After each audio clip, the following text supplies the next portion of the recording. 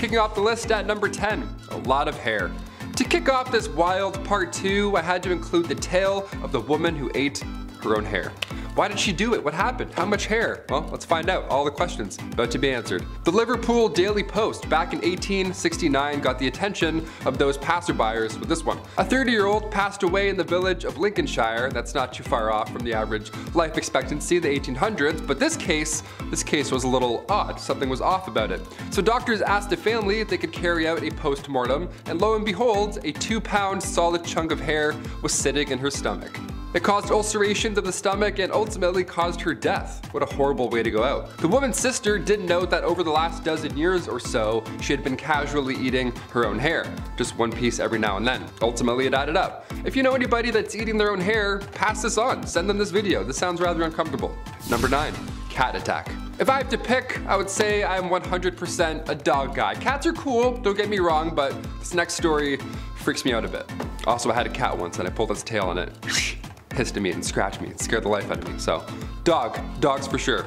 Back in 1870, a rich woman had put her time, energy, and resources into cat breeding. What a fun little hobby and lifestyle. She had tons of cats, she loved them all equally, and they loved her. I'm allergic also, so this story is my nightmare on a level. But it does sound like a cute time, I'll admit, that's a nice way. Especially like in the Victorian era, what a lovely little pocket of fun. 1800s, a lot of candles, everything being extremely flammable, disaster hit often in Victorian times. And in 1870, a fire broke out of this young woman's home, and the cats were sadly trapped in the house. They made it out alive, but by the time they made it out, the 2 maids that had kicked the door open to rescue them, they had gone full primal. The cats just attacked them and it was all bad. The fire in the house had obviously scared them, so when the doors were open, these 2 maids were both attacked by them at full force, essentially, all of these cats. Like, what a horrible thank you for saving all of their lives, you know what I mean? Number 8, quick divorce. Let's just say the love thing isn't working out, okay? It happens, people change, but now what? Say it's the Victorian era, but divorce in England isn't allowed until 1857, and it's 1856. So now what are we gonna do? Well, considering what list we're on and which part it is, it's pretty wildly unfair. If you were the wife, you were getting sold in this scenario. How horrible is that? Wife sellers, they were a thing. That was a legitimate business. How horrible. Yeah, you were getting sold if you were the wife. How horrible is that? Wife sellers was a legitimate business. There were auctions. Public auctions would be done. You would watch people bid on marrying your wife. At like noon, middle of the day, people are walking by like, oh, do I have any change? Hang on. This is insane. One real sale that happened in 1862 was in Selby. The asking price was a beer. The asking price for this person's wife was 1 pint. Sold, just like that. That's crazy. Sold, drank, now I'm married. That's insane. Other times, most of the time, it was a rather expensive exchange. I feel like there are plenty of cases where this would honestly be the ideal scenario. Just get it done in one day, whatever. Peace. See you again. Bye. You're the worst. Number 7, the Great Famine. We're gonna lean out of wife selling for a hot minute and include the boys for this one. Yeah, come on back in, you're all guilty. The Great Famine took out everybody, not just Victorian women, of course. Back in 1845, potato crop that a lot of the Irish population was relying on was no longer available all of a sudden. A group of microorganisms just wiped them out, just like that, and in result, around 1 million folks died or had to leave. It was draconian law and British ruling that made the exported food hard to reach people that really needed it. So this famine led to Irish independence and anti-union movements. Little fun bit of history I had to include on this one. Number 6, the Brooklyn Theater Stampede. And we're back to absolute horribleness. Here we go. I love the theater. When the pandemic shut down plays, I actually felt pretty sad. I like sitting in full rooms watching a guy in a fake wig monologue about Mozart. Like, that's my ideal Saturday night. That's the best. I don't want that to not be a thing anymore. I love theater. But today we have an obnoxious amount of distractions that can take you out of the experience. Guy's texting, fighting his ex-girlfriend 2 rows ahead of me. I'm trying to watch Joseph in the amazing Technicolor Dreamcoat. And I'm like, man, it's not the same anymore. Theater's not the same anymore. Turn off your phone. Throw a tomato at him. It can be distracting. Exit signs can also be pretty distracting. But we need them. We definitely need them. Because in 1876, the Brooklyn Theater caught fire after a single lantern fell over on stage during a performance. This was 1876. Everybody was wearing flammable attire. There aren't emergency exits yet. A fire marshal hadn't come in and counted heads at this point, so it was a disaster. 278 people lost their lives. A monument was put up after the incident. It shook the town. It was absolutely horrible. I read about this and I was like, that's horrible. We got included in. This is a horrible list. Number 5. Burke and Hare. Medical schools were offering a handsome fee for deceased bodies to study. This is an odd time. So an unhealthy amount of Victorians came up with this new solution. They thought they were brilliant. Yeah, they would rob graves. They would just go and rob the freshest graves they could find. They would wait in the bushes until the funeral's over, and then they would go and disgusting. It got so out of hand that family members were actually guarding the graves of recently deceased overnight. That's how bad it got. That's disgusting. But nobody goes down in history like William Burke and William Hare. They were an unlikely duo, to say the least. They wouldn't wait until the body was done living. You know what I mean? They would actually kill people and rush the process, all for a pretty penny. 16 victims in total between 1827 and 1828. It took 16 victims for people to start catching on to this weird plan. The pair would lure victims into their house, fill them with alcohol, and then they would suffocate them. They had a sick system, and they would suffocate them because the body needed to be in the best condition possible in order to receive a payout from the Edinburgh University Medical School. So they would, try and keep it as clean as possible, which is horrible to say, but it makes sense. The Anatomy Act in 1832 put an end to this horrific plan. Number 4, bird hats. Look, I don't have much to say about this next one here because, well, alright, yeah. I love a good hat. I've worn a few hats here throughout my time on BumbleBee, some baseball caps, some beanies here and there, sure. I've never worn a dead bird on my hat though, and I don't think that I will. That's for certain. I might just leave that out. Taxidermy was a hot topic back in Victorian London. Folks would rock the dead beaver or bowler hat, any animal they would just prop up there, and it was considered fashion at the time, believe it or not. It was a dangerous trend though long term. Conservationists were saying that 67,000 species of birds were all at risk of extinction due to this crazy dead bird hat craze. Can you imagine just a stuffed seagull on my hat? I'm like, all right, number 5, here we go. It's crazy. Also, that's like a lot of weight, you know what I mean? A lot of weight on your head, just kind of. Oh, sorry, there's just a dead pigeon on my head, so my neck's kind of sore. What if the wings opened up and you kind of just like got some air? Maybe that's why they did it. Number 3, holiday cards. Today, these Hallmark holiday cards, they go way too hard. And they also have a card for everyone and everything, you name it. Birthdays, weddings, stepdad's name day. You're like, what? That's so specific. Like they have everything covered. But back in the 1800s, these holiday cards, they were brand new. Nobody knew what to write or say, so they would just end up sending these artistic sentimental scenes. It would be like a frog in a top hat riding a bike. No caption, just that. You'd be like, hey, Merry Christmas, I guess. It'd be like a carrot with a face. It'd be a haunting image, really, to receive from a loved one on Christmas, but it's the thought that counts, I guess. This holiday season, just give your parents a card with this on it, and then see what they do. Don't even write anything, just stare at them in the corner, all Victorian-like, and be like, Mother, Father, Merry Fortnight Christmas. I don't know what they would say. Number 2, lots of arsenic. We of course have to mention a big problem in the 1800s. Arsenic, everywhere, all at once, okay? Skin lotion, tons of cosmetics, it was a nightmare. Even if you didn't use any facial cream or anything, it was everywhere else. It was in wallpaper, it was in dresses, it was in toys, medicine. My gosh, it really was horrible. It's a nightmare. And it's because arsenic was cheap at the time. It was during the Industrial Revolution. It was being unearthed more and more, and finally, come 1851, the Arsenic Act was passed, which fixed a lot of issues. Yeah, we regulated that one. Not soon enough, but we definitely got that one fast. And finally, number 1, Jack the Ripper. Unidentified to this day. We've got to end on a horrific note.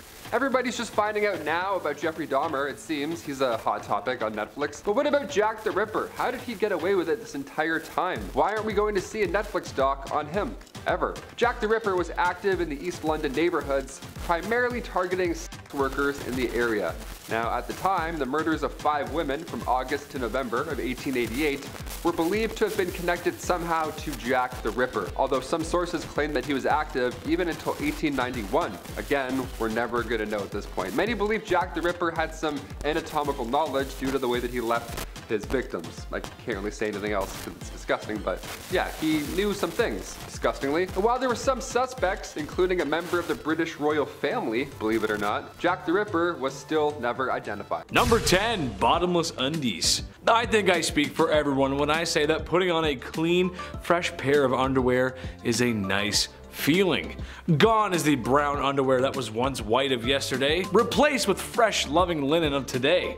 Now, if you're also like me, then you probably have some underwear with holes in it. I'll throw them out eventually. I'll get around to it. Just wear them a few more times first and then I'll get rid of them.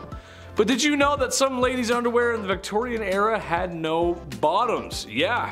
Part of the many layers of clothing that women were wearing back then, their underwear had no bottoms, which to me is the whole point of wearing bloomers in the first place. You gotta keep your business warm and packed away. I just don't understand what the point of having it all hang out is. That's just stupid. I don't know. Number 9, no razors. There's a joke about the 70s, George W. Bush, and garden hedges here, but I'm gonna let you fill in the blanks. Basically, this is a time in history where you cannot hop in the whip and drive on over to your local hair razor dealership because there ain't no whips and there ain't no CVS or Shoppers Drug Mart if you're Canadian. Today you can buy disposable razors pretty much anywhere, and there's multiple models for doing so. When things get hairy, you got options. Women in the Victorian era were not so lucky. They had to go for the natural look. Now, not that there's anything wrong with that, it's just I feel like a girl's gotta have her options. She gotta be able to, you know, do her own thing. Why not? Number 8. The dirty Thames. When you think of Victorian England and the people, there's only really 2 classes, the wealthy and the ones who are broke and sound like they're from Peaky Blinders, love. Yeah, that's right. However, even for women of high esteem with their bottomless undies and lady maidens growing a flush, the streets of Victorian London weren't very bourgeois, to say the least. Muddy dirt roads, thieves, beggars, and a really bad smell. It just didn't smell very nice. Oh, and also a really scary guy, but we'll get to that in part 1. But perhaps the most disgusting was the Thames River, which after years of treating it the same way Brendan Fraser was treated after the Mummy franchise was over, it wasn't a good look. It was full of filth, sewage, garbage, and animal cadavers, so much so that it was said you could walk across the river on top of them. That is no place for a lady to be. Ooh. Number 7. Calf ear appetizers. This one goes out to all the folks who like their steak well done, as this may be too much to stomach. Given the way food was prepped and handled back then, I would agree with most folks that cooking the devil out of your meat was probably just the safer bet. Sucks for me because I like my steak rare as you can make it. Blue, almost, honestly. I love it like that. I am also willing to bet that most of you folks who like your steak well done aren't a big fan of fat and gristle. I also love fat and gristle. I just like meat, what can I say? What I'm getting to is calf ear appetizers. Yes, cooked calf ears, which I'm pretty sure are just like pure cartilage. Higher class women could often find themselves at parties where they would serve up this chewy delight. You'd probably just be chewing on that for a while. I feel like most people wouldn't like that. Is Chris a cartilage guy? I don't know, we'll see. Number 6. Hand cleavage. This goes for every inch of the skin, really, but women had to cover up back then. That means no ankles, neck, or God forbid a wrist. If a man saw a wrist, they would act, ooh. Well, I don't know if they were that down bad, but women of higher esteem wore gloves. There's etiquette to gloves. It was all part of the culture, which means only women with dosh could practice such glove etiquette. I say no woman should have to cover up. She should wear whatever the heck she wants when the heck she wants to. However, with the gloves, I believe there's a separate issue. I have an issue being a big dude with asthma. I sweat a lot more than the average folk. It just sucks, but if I was a fair lady with those gloves on, well, I might want to leave them on. Wouldn't want to ruin anyone's appetites for calf ear appetizers because the smell and the sweat, it just, ooh, it'd be gross, ooh.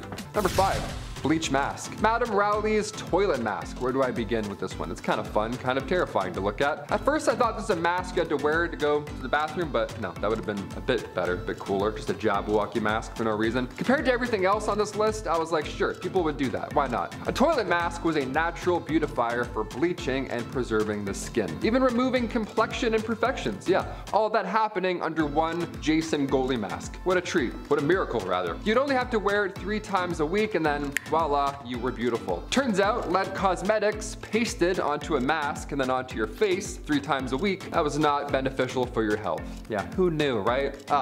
Smelled so healthy. We didn't end up looking younger, we ended up poisoning our faces, all in the name of beauty. But just wait, it gets worse. Number 4.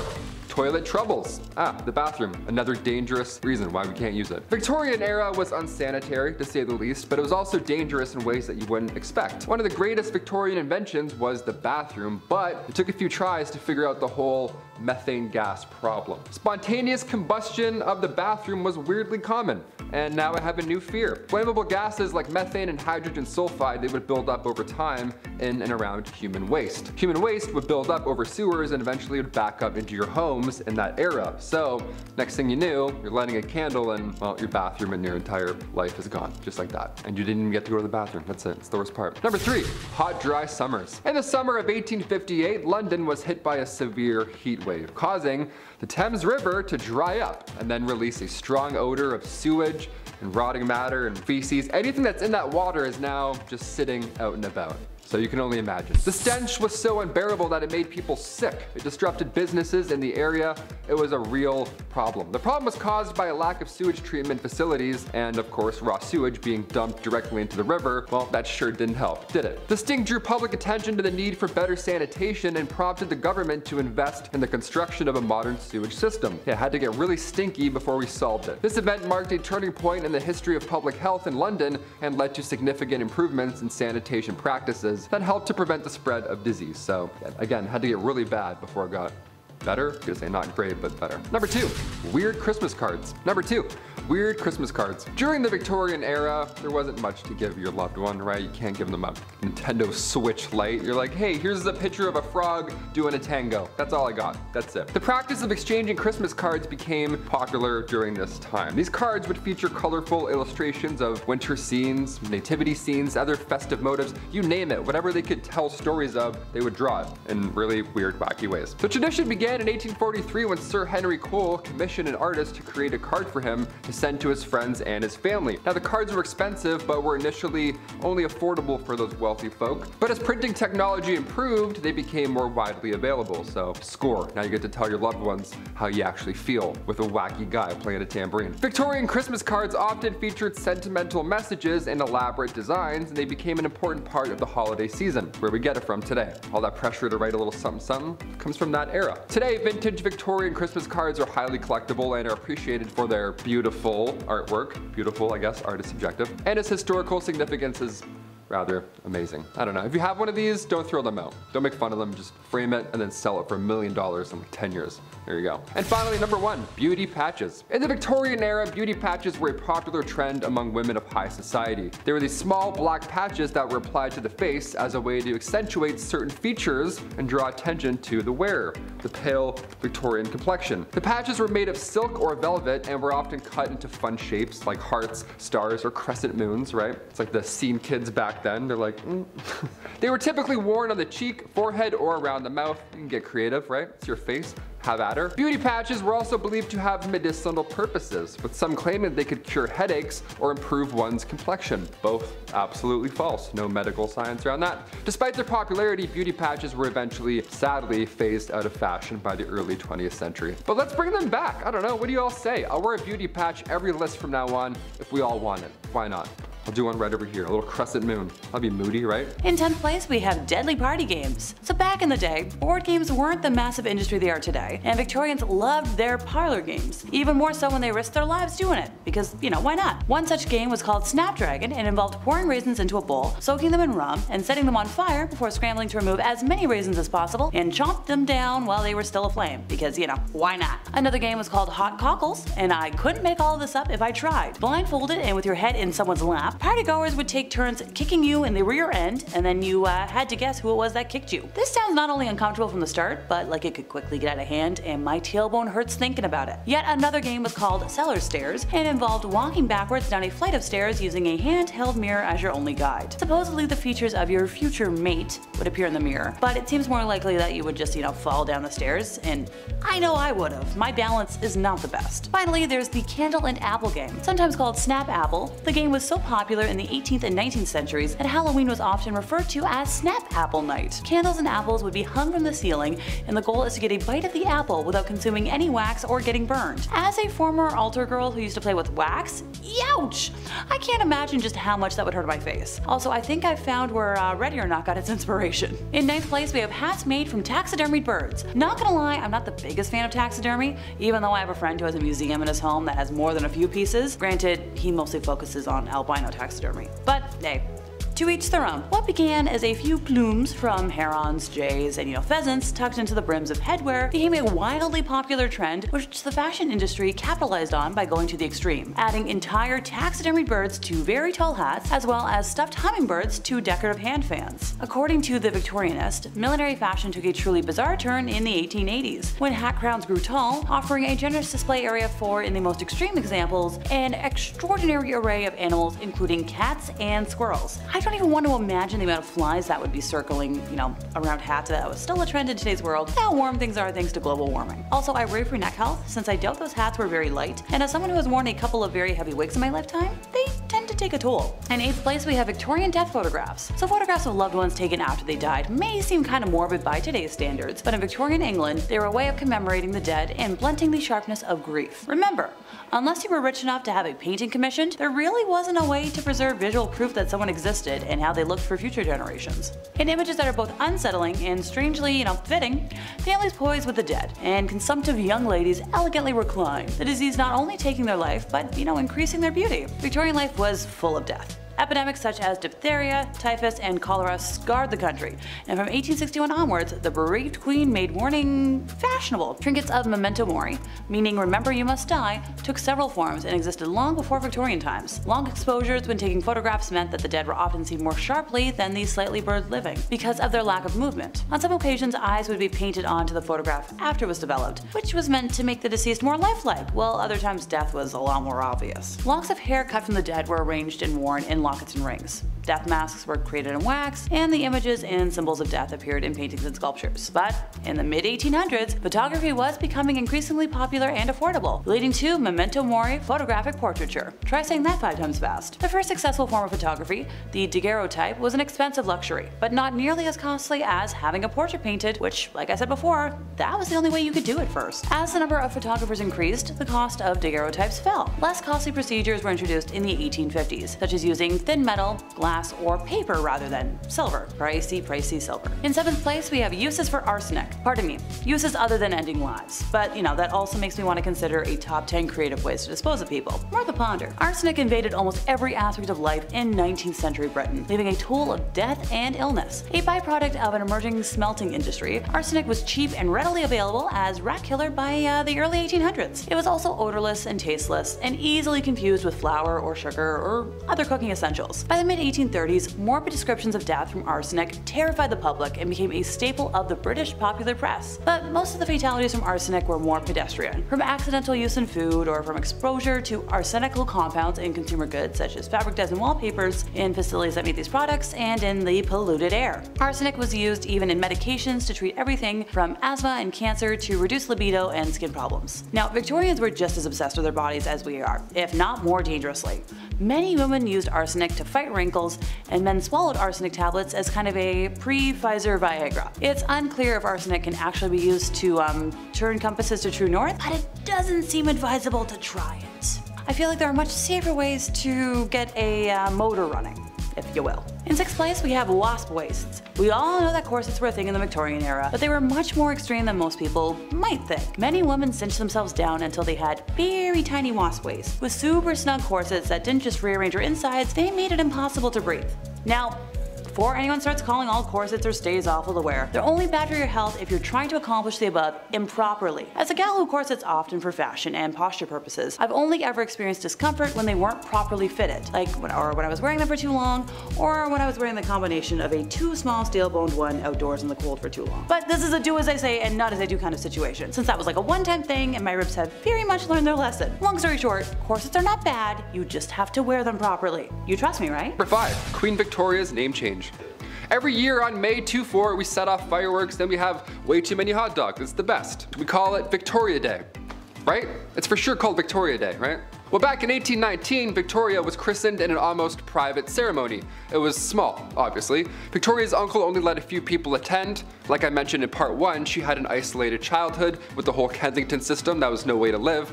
But even the day she was christened, trouble awaited. Her name was Alexandrina Victoria, and at the time, the name Victoria was not regal. It was of French origin, almost an odd name to have at the time, so she was immediately advised to change her name to something more traditional.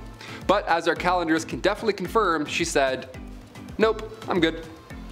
Victoria Day. Yeah, it's definitely Victoria Day. Number 4, tattoos. I only have the one tattoo, but I've always wanted more. Just not so good with needles, you know? I got my eyebrow pierced and I fainted. It's a fun fact, I have a little scar there. Not great with needles. Some of the designs are so beautiful on tattoos, the amount of pain you all sit through, I'm impressed, honestly, mad respect. The tattoo craze really took off once Queen Victoria's son, the Prince of Wales, he went and visited Jerusalem. And of course he saw copious amounts of body art and was inspired. Inspired, we'll say, yeah. So upon his return, he was all about ink at this point. And the Prince of Wales, well, if he has a sleeve, well then maybe I can have a sleeve, right? What's going on? It wasn't a sleeve, really. It was a cross. The prince got a tattoo of a cross in homage to the Crusades. So if you're gonna try and convince your parents to let you get a tattoo, just, you know, tell them the Prince of Wales did, right? You're just trying to be a royal. Number 3, Gym Day. Believe it or not, there were around 200 gyms across Europe during Victorian times. Yeah, just like 6 good lives. You're like, what's this about? Even Victorian dudes skipped leg day. How great is that, okay? It's not just you. These gyms weren't bright, they weren't open, they weren't well ventilated, they weren't motivating, and definitely not safe. None of those, definitely not. No, Victorian gyms were reserved for the upper class, obviously. Grab your pocket watch and blazer, Ezekiel. We're doing squats today. These machines also were not ideal. They were designed as antiques first rather than their purpose. Also, half of these look like saw traps. Like, are you kidding me? No way I'd bend my arm around any of these devices. No way. All those wooden wheels? No. I'll stay weak and brittle, thank you. Number 2, ghost photography. How to look back, I don't like talking about ghosts. As if the reanimated corpses coming back to life while they were ringing a bell wasn't scary enough. Yeah, let's talk about 1800s ghost photography.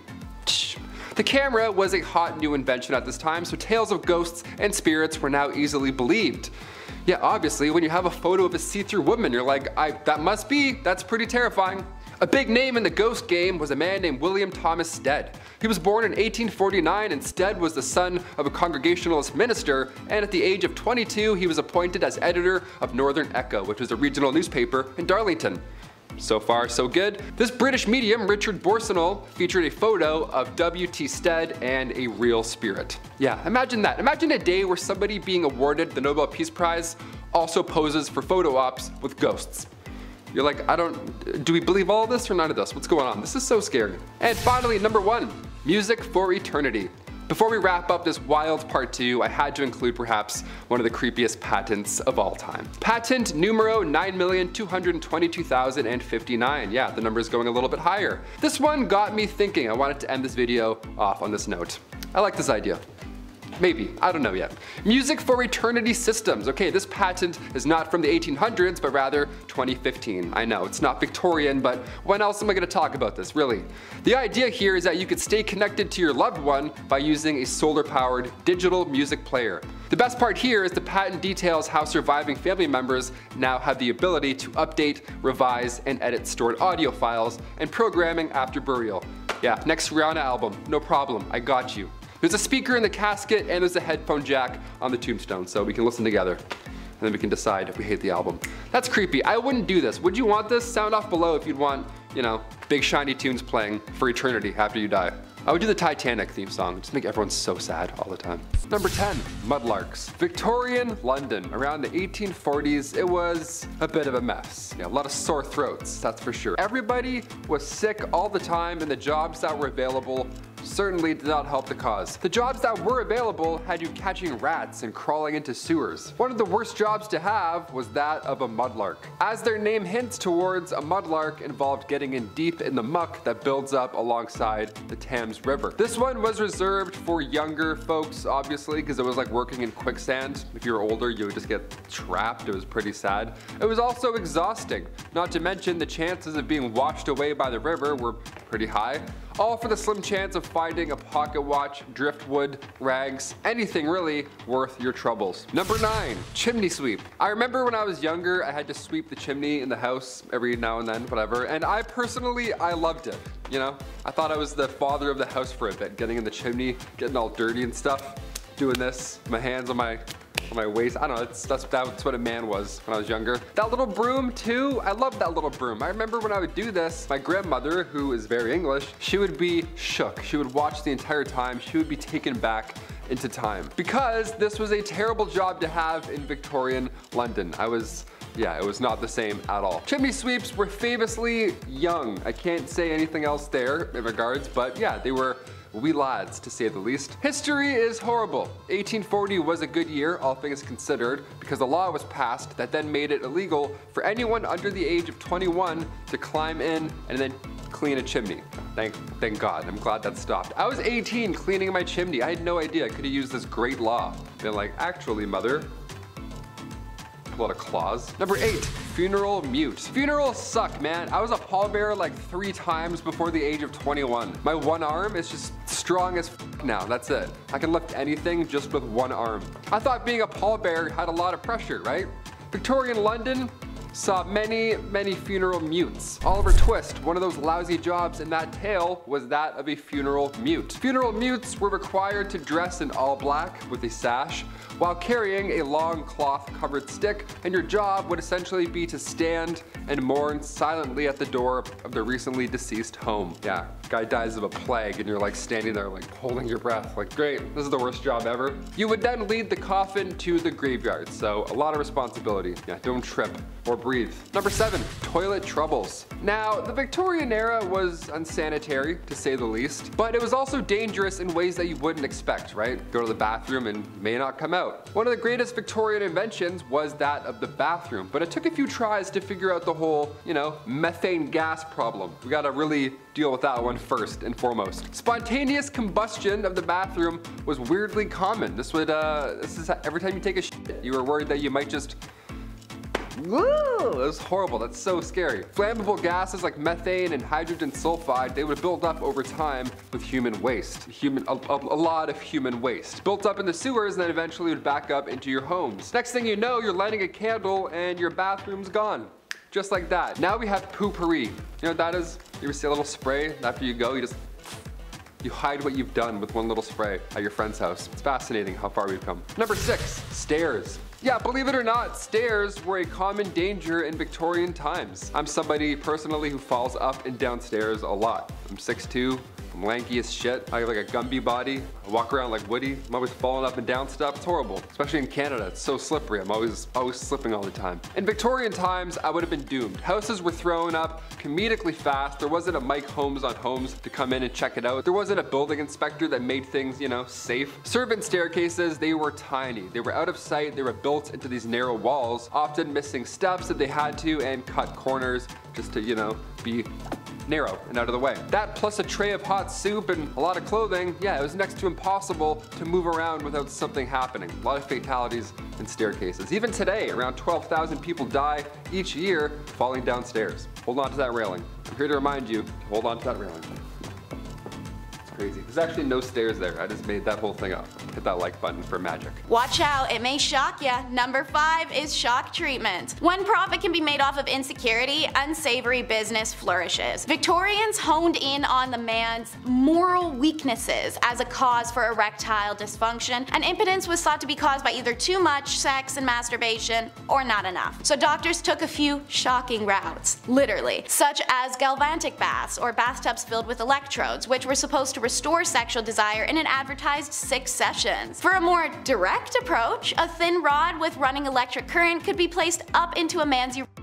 Repeat that twice a week, about 5 minutes each time, and your little man should be ready to rumble. By the late 1800s, ads were running for electric belts aimed at weak men. They claimed to help cure kidney pain and sciatic nerve issues and backaches and headaches and nervous exhaustion, and of course, mainly their dysfunction. While today impotence is recognized as the result of physical or mental duress, age, or genetics, the belief that electric shock therapy is a useful cure for impotence still persists, and some studies have shown positive signs. See that, fellas? Don't knock it till you try it. Speaking of electrocuting genitals, you can't tell me that didn't happen at least once with the first electric vibrators, which is number 4 in our countdown. Female hysteria became a diagnosable medical condition way back in medieval times when the concept of a wandering uterus, when a discontented or displaced uterus would cause a woman ill health, was first coined. Believed to have symptoms such as irritability, insomnia, fainting, anxiety, menstruation, or horniness, pretty much every woman showed these symptoms. Hysteria was pretty common. Doctors cure hysterical paroxysm, an orgasm. For hundreds of years leading up to this invention, doctors were manually administering pelvic massages to women to achieve the necessary cure. But all that wrist work added up over time and doctors needed a break. So cue Dr. Joseph Mortimer Granville. He created an electric steam-powered electromechanical medical instrument, nicknamed the manipulator. The device allowed women to give themselves home massages to cure their wandering wombs and giving doctors the well-deserved break they needed. A questionable cure for a very questionable diagnosis. Number 3 is not for the faint of heart. They loved leeches. It may be crazy to imagine, but between the late 1700s and well into the early 1900s, there was a booming leech trade all across Europe. Leeches were shipped from Germany to America by the tens of thousands. England even had to start importing them from France by the mid-1800s as their own leech stocks were not even enough to supply their own doctors. Francis Broussais believed that all diseases resulted from the excess buildup of blood and documented this belief in a medical journal that would subsequently cause leeches to become the go-to treatment in France and then later spread across Europe. This usage of leeches then became worldwide from there, and so obscene that the creatures started to go extinct. However, what these quacks didn't know is that bloodletting was very rarely beneficial to any conditions, and applying leeches often resulted in detrimental side effects such as blood loss, diarrhea, and vomiting, or those with poor immune systems could even be exposed to hazardous bacteria and infection, let alone death from hemorrhagic shock for literally anyone they did this to. Eventually, the excessive use of leeches meant that they became too expensive to ship, too scarce due to the over-farming to find, and medically obsolete in the face of new science that questioned the medical merits of bloodletting. Thank God. Number 2 doesn't allow you to touch where number 1 usually comes out. It's the masturbatory mental illness. Obviously, it's natural, normal, and well, fun, but the Victorian perspective of masturbation was nowhere near what it is today, as our old-timely friends saw it as a serious threat to mental and physical health, or even could kill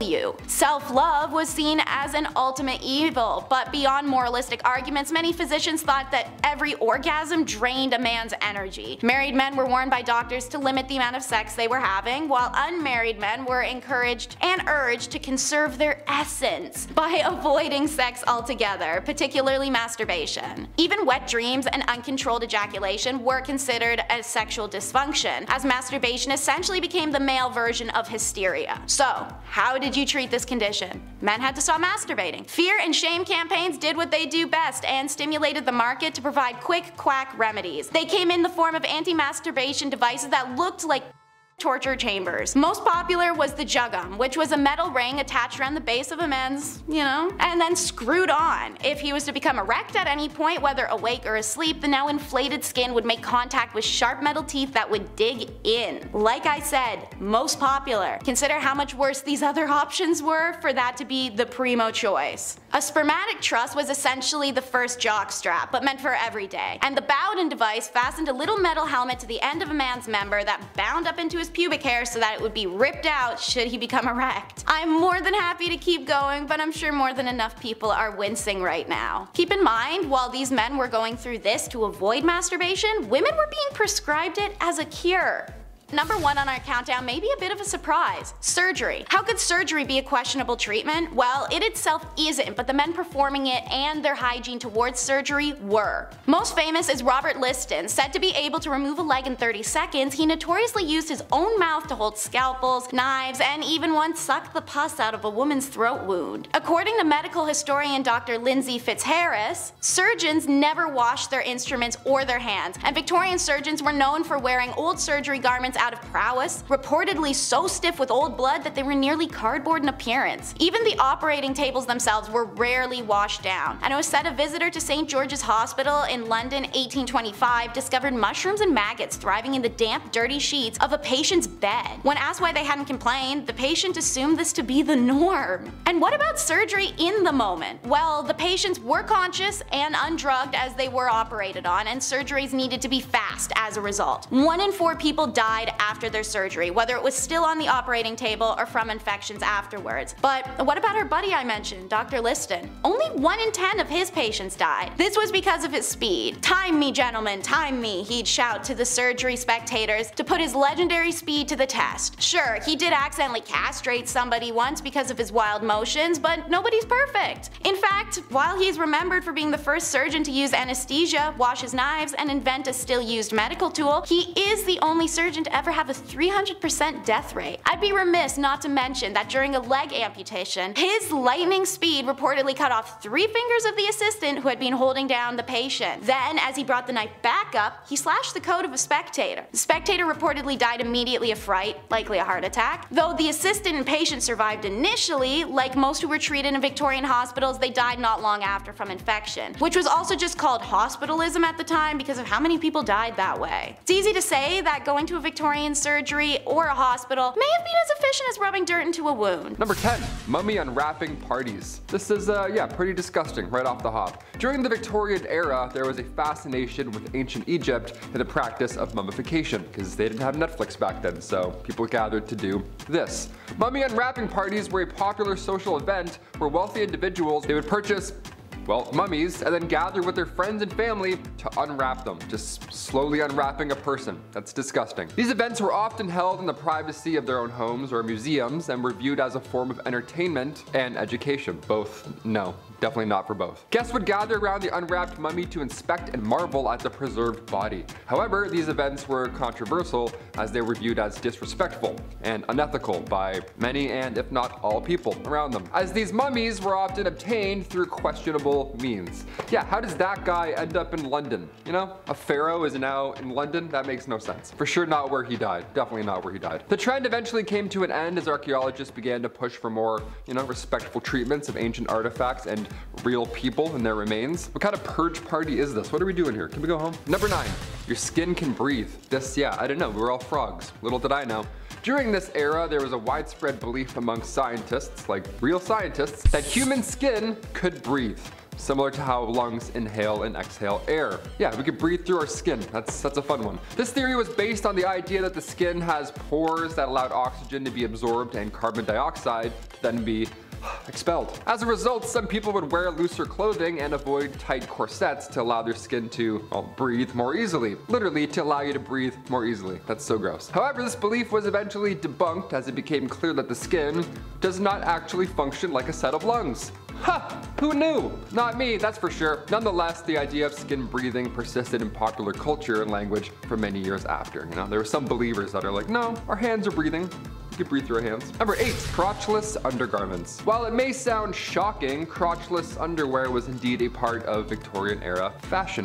It was most common for women, however, it wasn't intended to be scandalous in any way, shape, or form. Rather, it was a practical solution to the difficulties of wearing heavy petticoats and, corsets while still needing to use the restroom. Gotta undo a lot of stuff. At first you're like, this doesn't sound very good. Yeah, it makes quite practical, I guess, if you all have to wear 9 duvets as a dress. It's pretty practical. Though it may seem strange to modern sensibilities, crotchless underwear was a functional and necessary aspect of Victorian fashion. But it was also hiding a little secret. Number 7, hair. Hair everywhere. Yeah, legs, body, you couldn't see anything, so you didn't have to shave anything, right? That's it, problem solved. During the Victorian era, it was not common for women to shave their legs or their bodies at all. This hadn't been invented yet, I don't know. The concept of hair removal was considered inappropriate, actually, and it was considered to be associated with the lower class. Yeah, so keep it thick. Women's clothing at all time was designed to cover most and all of their bodies, which meant that their hair was usually not visible. Nice. Moreover, using razors or other hair removal methods was also considered too bold or even unhealthy back in this era. See these creams back in the Victorian era, they were quite unsanitary. It was one thing putting it on your face, but removing hair in tender other areas, that of course could lead to infections or other health problems. It wasn't until the 20th century that hair removal became more accepted and even popular, especially with the rise of shorter hemlines and more revealing clothing. Yeah, we'll shave it up a little bit, sure, why not? Number 6, lice everywhere. Lots of hair, therefore lots of lice. They go hand in hand. sadly. During the Victorian era, lice were a significant problem due to poor hygiene and living conditions. Lice infestations were common among both the rich and the poor, so there's no getting away from this one. Many people suffered from itching, rashes, and infections caused by these little nasty parasites. Families had to use various remedies such as vinegar and kerosene in any attempt just to try and kill these little suckers. Some people needed special combs to remove lice and their eggs, gonna throw up, from their hair. Now, despite efforts to control the eggs and the lice problem in their scalp, the problem persisted throughout the Victorian era. It was tough, right? It wasn't until the early 20th century with the, improved hygiene practices and the development of insecticide that lice infestations became less common.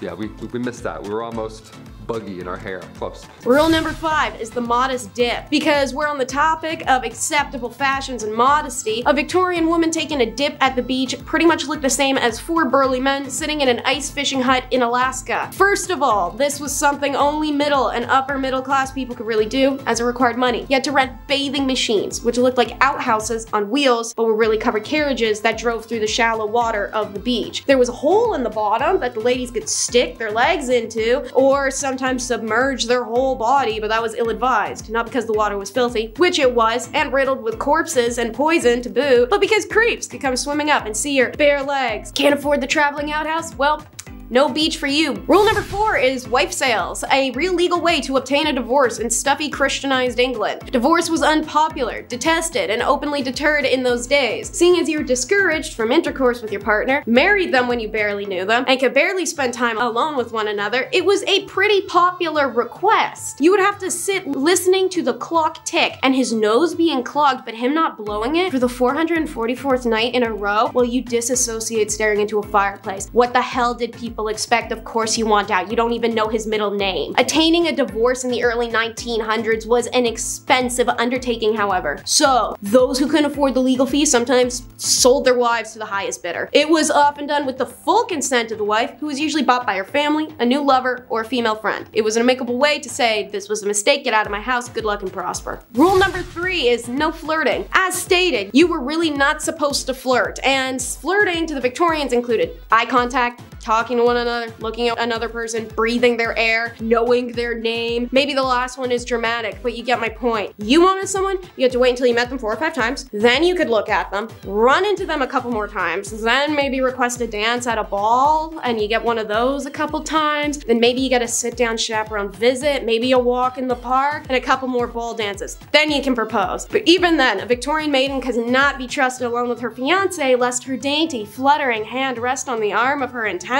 and cause an outburst that would inflame the fiancé's uncontrollable base lusts. Even after progressing through several stages of acceptable dating, aka the ball dancing, talking, walking together at a distance, if a man was invited to the woman's home, their acquaintanceship would still have to be under the watchful eye of a chaperone. Single women were never to indulge in behavior with a man that might lead to being kissed or handled in any way. This included strict inspection rules, because I kid you not, men were encouraged to inspect a woman back then. Like many of the stipulations that accompany shipping procedures. How romantic. If a man wanted to admire a necklace, the woman would have to remove it, hand it over for inspection. Under no circumstances was the item to be inspected while she wore it. Now I know where that flirting tactic came from, because guys, y'all love that whole jewelry admiring flirt, and it isn't subtle. And of course, during the chance encounters in one's club or in the park, staring boldly at someone you knew without acknowledging him or her, known as cutting, was the ultimate display of bad flirting manners in Victorian times. Guess they didn't like them bold back then. Rule number 2 is coming out. Not like that. Coming out in Victorian times meant a woman was tired of being in her parents' house, and if she wanted out of it, meant she had to go find a semi-tolerable guy whose house she could move into in return for a cool ring on her left hand. This had to be a whole big announcement, because to attend such events that a woman needed to meet a potential suitor, she required the explicit permission of her mother. Only after stating her intent could the chaperones be organized, because she can't go alone. Think of Bridgerton. Rich families might accompany the announcement with a series of parties or even a royal visit. Middle-class families might hold a celebratory feast. Lower-class families might not formally celebrate the announcement at all. Instead, the young woman just changed her appearance to show availability. This could be putting up her hair, donning a long dress, and accompanying family members to social events like church service, church dinners, festival balls. Coming out was best done during the in-season, a literal term. It meant the 4 months from April to July where the upper-class families up and down the country would send their teenage daughters to London. After flocking there en masse, the upper classes would congregate a series of balls and dances for the purpose of meeting, matching, and reproducing the next generations. At these events, the race was on to find someone with whom to make love. Again, this phrase of whose meaning has changed considerably over time. Making love in the Victorian age meant seeking out someone who might one day come to love you. This was done by eligible bachelors going up to girls' chaperones, giving them a little card, requesting a dance with her. Her dance cards would be stacked in cue order in which the men got their dances, and they were only allowed 3 per woman. End of the night rolls around and our maiden will choose if she liked a suitor and have her chaperone return the card to indicate, oh yeah buddy, it's on. Rule number 1 is how to travel, aka how not to have fun. Here's your duties when you're traveling as a Victorian lady. Listen up, take notes. Dress appropriately. This is usually a dress similar to the morning gown, lighter and easier to move around in, but most importantly plain and understated with few details. They would accessorize with dark leather gloves, straw bonnet, and of course a travel corset, which was apparently said to be much less restrictive. Pick your seat carefully. It was customary for a woman traveling alone to choose a seat either next to another woman or an elderly gentleman. Women traveling alone were seen as prime targets for pickpocketers and thieves. It was usually only done to poor women without chaperone options, but all women, rich or poor, were instructed to keep only a small amount of customary spending cash on their person and give the bulk of their dough to their driver or escort to keep safe. Speak when spoken to, as only men were allowed to spark conversation with a lady, never the opposite way around. Women were expected to respond politely and accept invitations to the refreshment saloon, even if they didn't want to go. That's because of the next rule. Never ever be rude while traveling, especially alone. It was imperative a woman act with the utmost class, even if being accosted by a persistent male passenger. But make sure you don't pester him. If a woman is traveling with a male companion, it's not appropriate to ask him such questions as, when do we get there? How far is it? You know you're making the wrong turn. Yes, you are. I know you are. I've been this way before. Look, that was the wrong way. How much time do you think that wrong turn added? Do you want to stop and grab something too? Yeah, no, strictly forbidden. Can't do that crap. But don't forget, you're also a babysitter to the because if the lady's male chaperone accidentally wandered into designated female compartments, it was her fault for either inviting him into the quarters or not alerting him of the specialized area. And lastly, while traveling, don't check yourself in. If a journey requires a stop at a hotel along the way, the lady would remain in the carriage while the driver or escort took care of all the room arrangements, likely because it was unheard of for a woman to make such a decision on her own. Kicking off the list at number 10, dark dining. I don't know about you, but I can't eat in the dark. I need to see every single bite that I'm eating, okay? Call me crazy. Part of me wants to go to a restaurant where you can't see anything, but I know that I won't make it all the way through. I can't do it. I have a thing. I have to I'm not blindly, what if it's not cooked? I don't know. Back in the Victorian era, dining in complete darkness wasn't just a date night. It was actually the best way to digest, or so they thought. That's why many Victorian era homes had their dining rooms set up in their basement. How random is that? Oh, do you guys have poker nights down here? Nah, just brunch. Kill the light. What? How do you like your eggs? Turn off the light. What are we doing? Number 9, Saved by the Bell. I'm sure you've heard about this at some point, but allow me to go into grim detail. In the late 1700s, cholera, bacterial infections, everything bad, you name it, it was all spreading. Not an ideal time to be alive. Many were biting the bullet at this time, of course being gravely ill, but with this came a dark trend. The safety coffin. Yeah, we had the safety dance, now we got the safety coffin. Here we go. These coffins, I mean, God forbid you were buried alive, these safety coffins would allow the dead to rise again and exit said coffin. A lot of these coffins have extra comfort on the inside and, of course, a wire. This wire ran through the coffin, through the ground, and attached to a bell on the outside. So if a passerby heard it, one, that would be so scary, but if they heard it, they would know something's up and they would help them out. Folks would get creative with their safety coffins. For example, a man named Robert Robinson from Manchester, he passed in 1791, but he instructed his family and watchmen to open the special door on his casket, revealing a layer of glass. Now, if anybody were to see condensation, he could then be removed. Patent number 81,437 was actually granted to Franz Vester in 1868. It was an improved burial case, a real patent. This was a real coffin. This is crazy. This one had an air inlet, a ladder, and a bell. All three, there you go. The description of the patent says, if too weak to ascend by the ladder, he could ring the bell, giving the desired alarm for help, and thus save himself from premature death by being buried alive. Nice. You thought you died. Psych, climb this ladder. There you go. Good luck getting out. Now you're in an escape room. Enjoy. You only get 2 hints. Like a little walkie-talkie. Hey, how do I get out of the coffin in room B? Number 8, no air. Now that song's gonna be stuck in your head. Jordan Sparks, a classic. Since we're on the topic of safety coffins, I had to include one more. Maybe two more, I'll never tell. This one is fascinating. The science involved here was honestly impressive. There was the classic wire and bell method, but the more sick people got, the more creative they had to become. Like for example, patent number 268,693, John Kirschbaum's device for indicating life in buried persons. Yeah, an 1882 classic, we love this. We got the iPod Nano, they got the device O Life. Nice. Upon first glance, you may think this is some type of medieval punishment, whatever, but really this device detects movement whilst providing much needed air. Now you obviously can't have a hole in the ground or else rats will make your real demise much worse than suffocating, right? So John's device here, as per the disclosure details, is that if the person buried should come to life, a motion of his hands will turn the branches of the T-shaped pipe upon or near which his hands are placed. A marked scale on the side of the top indicates movement of the T, and air will then passively come down the pipe. Once sufficient time has passed to assure the person is dead, the device can be removed. Yeah, imagine waking up with this in your hands. I wouldn't be calm enough to turn it and then breathe in a passive amount of air. No way, there's nothing passive about waking up in a coffin. Number 7, bad hair day. Okay, you want it messed up? Let's do messed up. Hope you're not eating any food right now, especially not eating in the dark.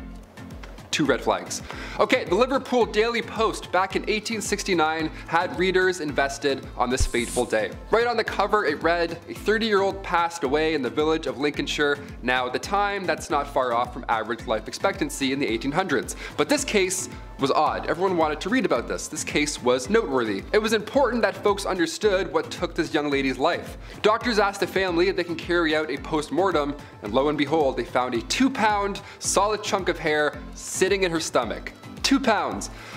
That's what happened. That's how she met her fate. That's horrible. This ball of hair caused an ulceration of the stomach and ultimately caused her death. The woman's sister did note that over the last dozen years or so, she had casually been eating her own hair.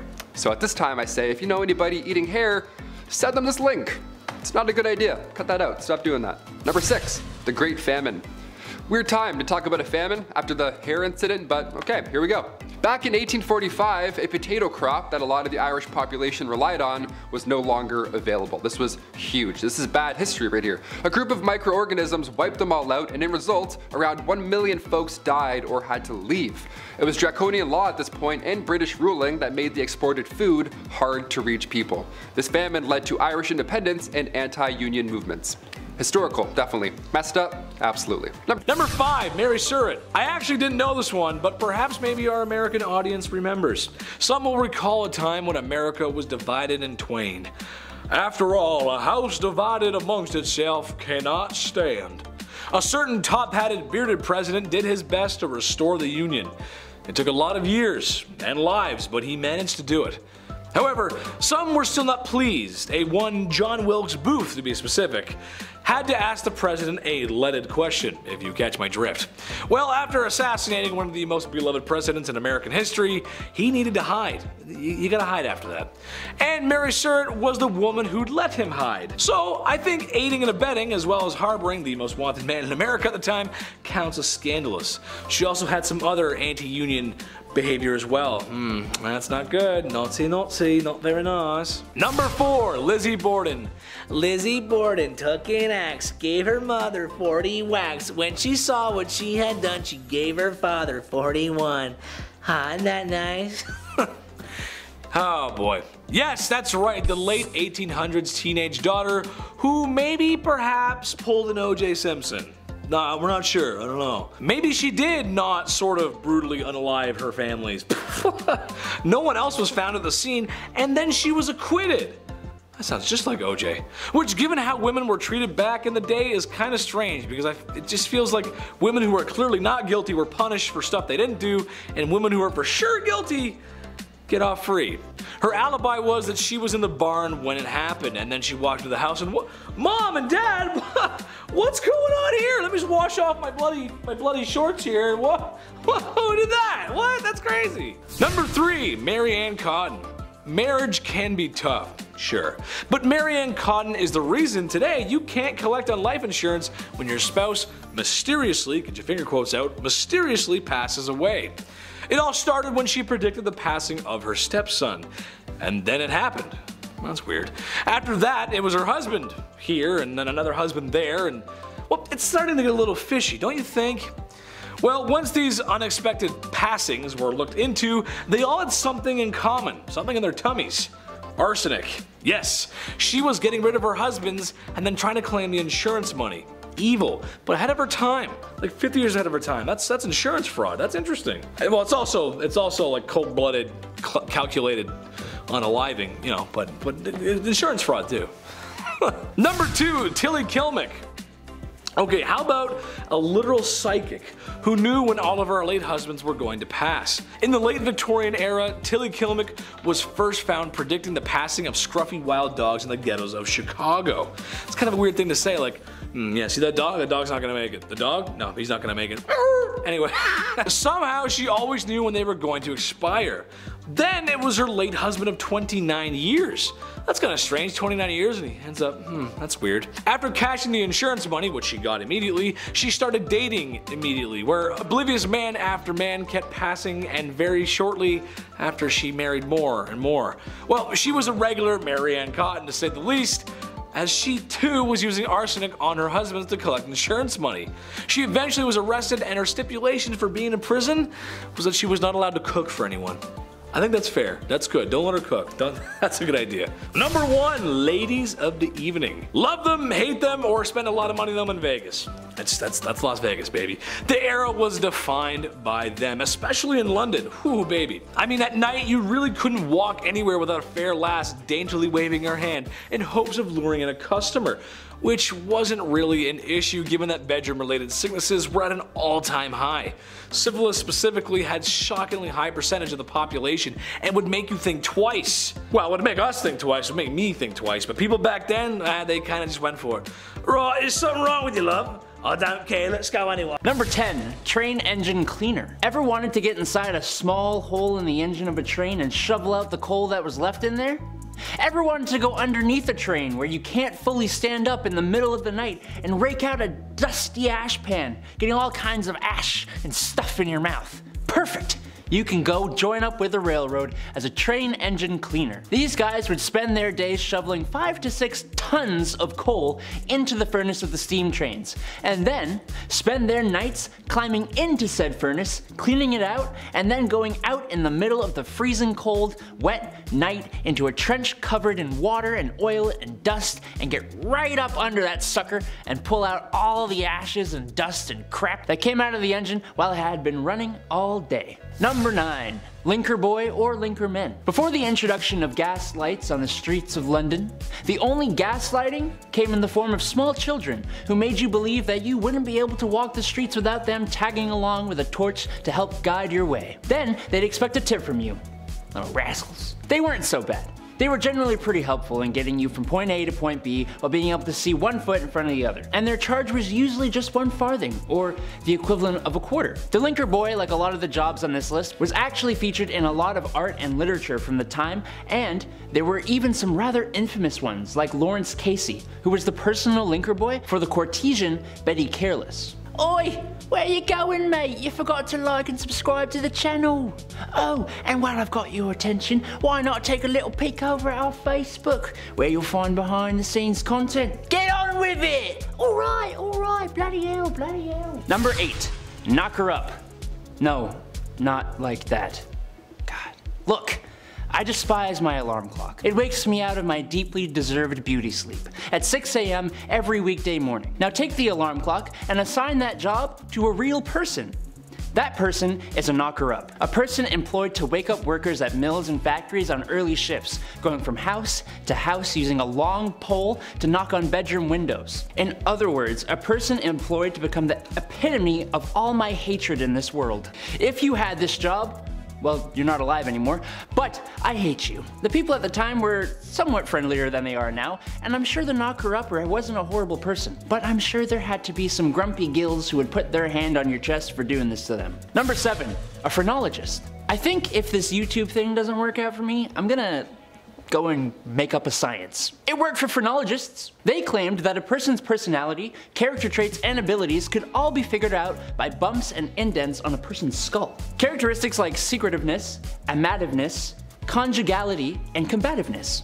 were apparently controlled by areas of the brain that they called organs of the brain. The idea was dismissed by the church, but it nonetheless gained traction through Europe and was really popular in the States. The idea that you could modify these organs through self-control and practice sounded really good to self-help gurus at the time. If only it was real.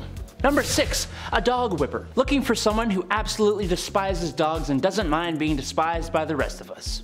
Otherwise known as a dog whipper. Back in the day, huntsmen would often hunt foxes and nail their tails to church doors, which would attract dogs of the streets. You'd also have churchgoers who would bring their dogs with them to church. These dogs were not allowed in though, so they'd all have to wait outside. You know how dogs are though. They didn't just sit there waiting patiently. I'm sure some good boys and girls did, but more often than not they'd be playing and sometimes fighting, disrupting the church services. Enter the dog whipper, who was armed with tongs to grab a dog and remove it from the church grounds, and a whip that would be used on the loudest of the poor pooches.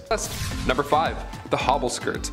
Yeah, so when people can't get out of burning theaters, it's stuff like this to blame. Just from this 1910 headline alone, I'm glad we don't have hobble skirts anymore.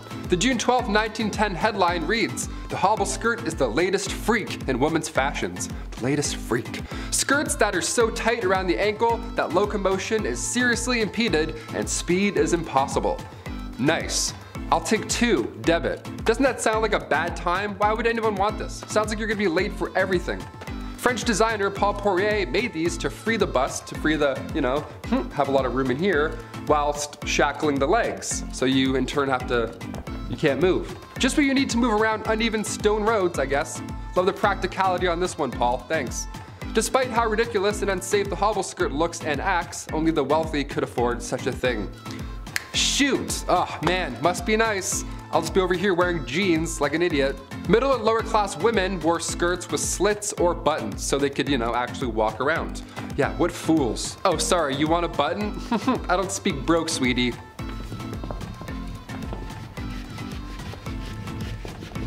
Number 4, lead-based.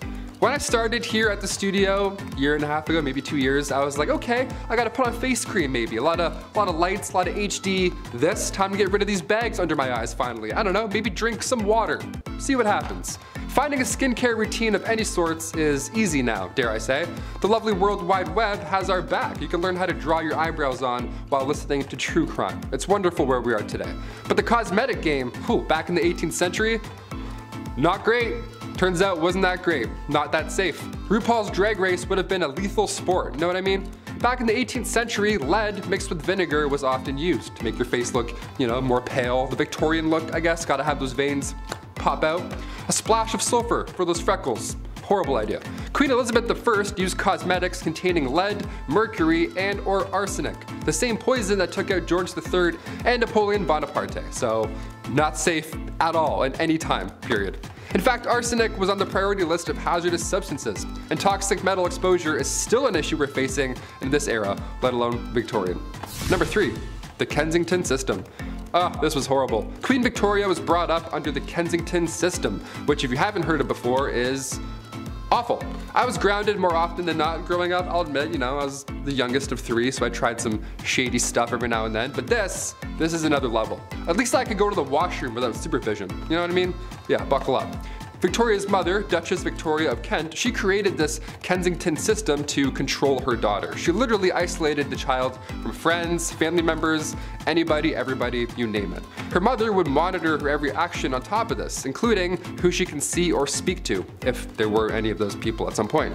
Victoria only had 2 playmates growing up her entire life. She had her half-sister, Princess Feodora of Leningen, and then the Duchess attendant, Sir John Conroy, his daughter, Victoria. I mean, I had like 4 friends growing up, maybe 5 and a half, but this is just cruel. This is just unfair. Especially with a royalty too, you'd think you can have more things. No, less. She shared a room with her mother until she was a queen. That entire time, she literally couldn't walk down the hallway alone. Victoria has reflected on her childhood, and yeah, in case you're wondering, she hates John Conroy. She referred to him as a demon incarnate, so she's got the words. Number 2, arsenic dresses. If looks could kill, literally. You've heard of arsenic and old lace at some point, but what exactly are we talking about? Back in 1861, a poet by the name of Henry Wadsworth Longfellow, real name, his wife, Fanny, also real name. Her dress caught on fire and her burns were so bad that of course she sadly didn't survive. But this was sadly common in Victorian days. Puffy dresses, open candles, as we heard earlier. These dresses back then, they were flammable as is, but some of them were made with literal poison. Some of them had arsenic made to have that like green look, like the real arsenic green look. It wasn't just in clothing either. Back in 1861, an artificial flower maker named Matilda Schurer used green arsenic-laced powder, and her fingernails had turned green, and green foam started coming out of her mouth, and it was just a horrible way to go out. Arsenic's not supposed to be inhaled, let alone worn. Although, yeah, it did look nice for a hot minute. Not worth it. And finally, number 1, Queen Victoria's threats. Being the queen and all, and we're talking about the Victorian era, I figured we'd end with this one. Being the queen and all, a security team is always needed, and during her reign, there were multiple attempts to harm the young queen. The first attack was back in 1840. It was an 18-year-old man named Edward Oxford, and he fired towards the queen's carriage, but obviously and luckily missed. But when Edward was accused of high treason, he was actually found not guilty due to insanity. Then a couple years later, in 1842, it happened again. This time 2 men fired at her. They were found guilty. In 1849, her carriage was attacked by William Hamilton. In 1850, as the carriage was passing the gates of Buckingham Palace, Robert Pate, a retired soldier, ran up and hit her with his cane. Victoria was okay, thankfully, but of course, she was shook. Then again in 1842, 1849, and 1872, attempt after attempt. But then things got a little worse. If you haven't heard of Boy Jones or anything that happened here, I saved it for last because it's extremely unsettling. A teenager stalked the Queen back in 1838 until 1841.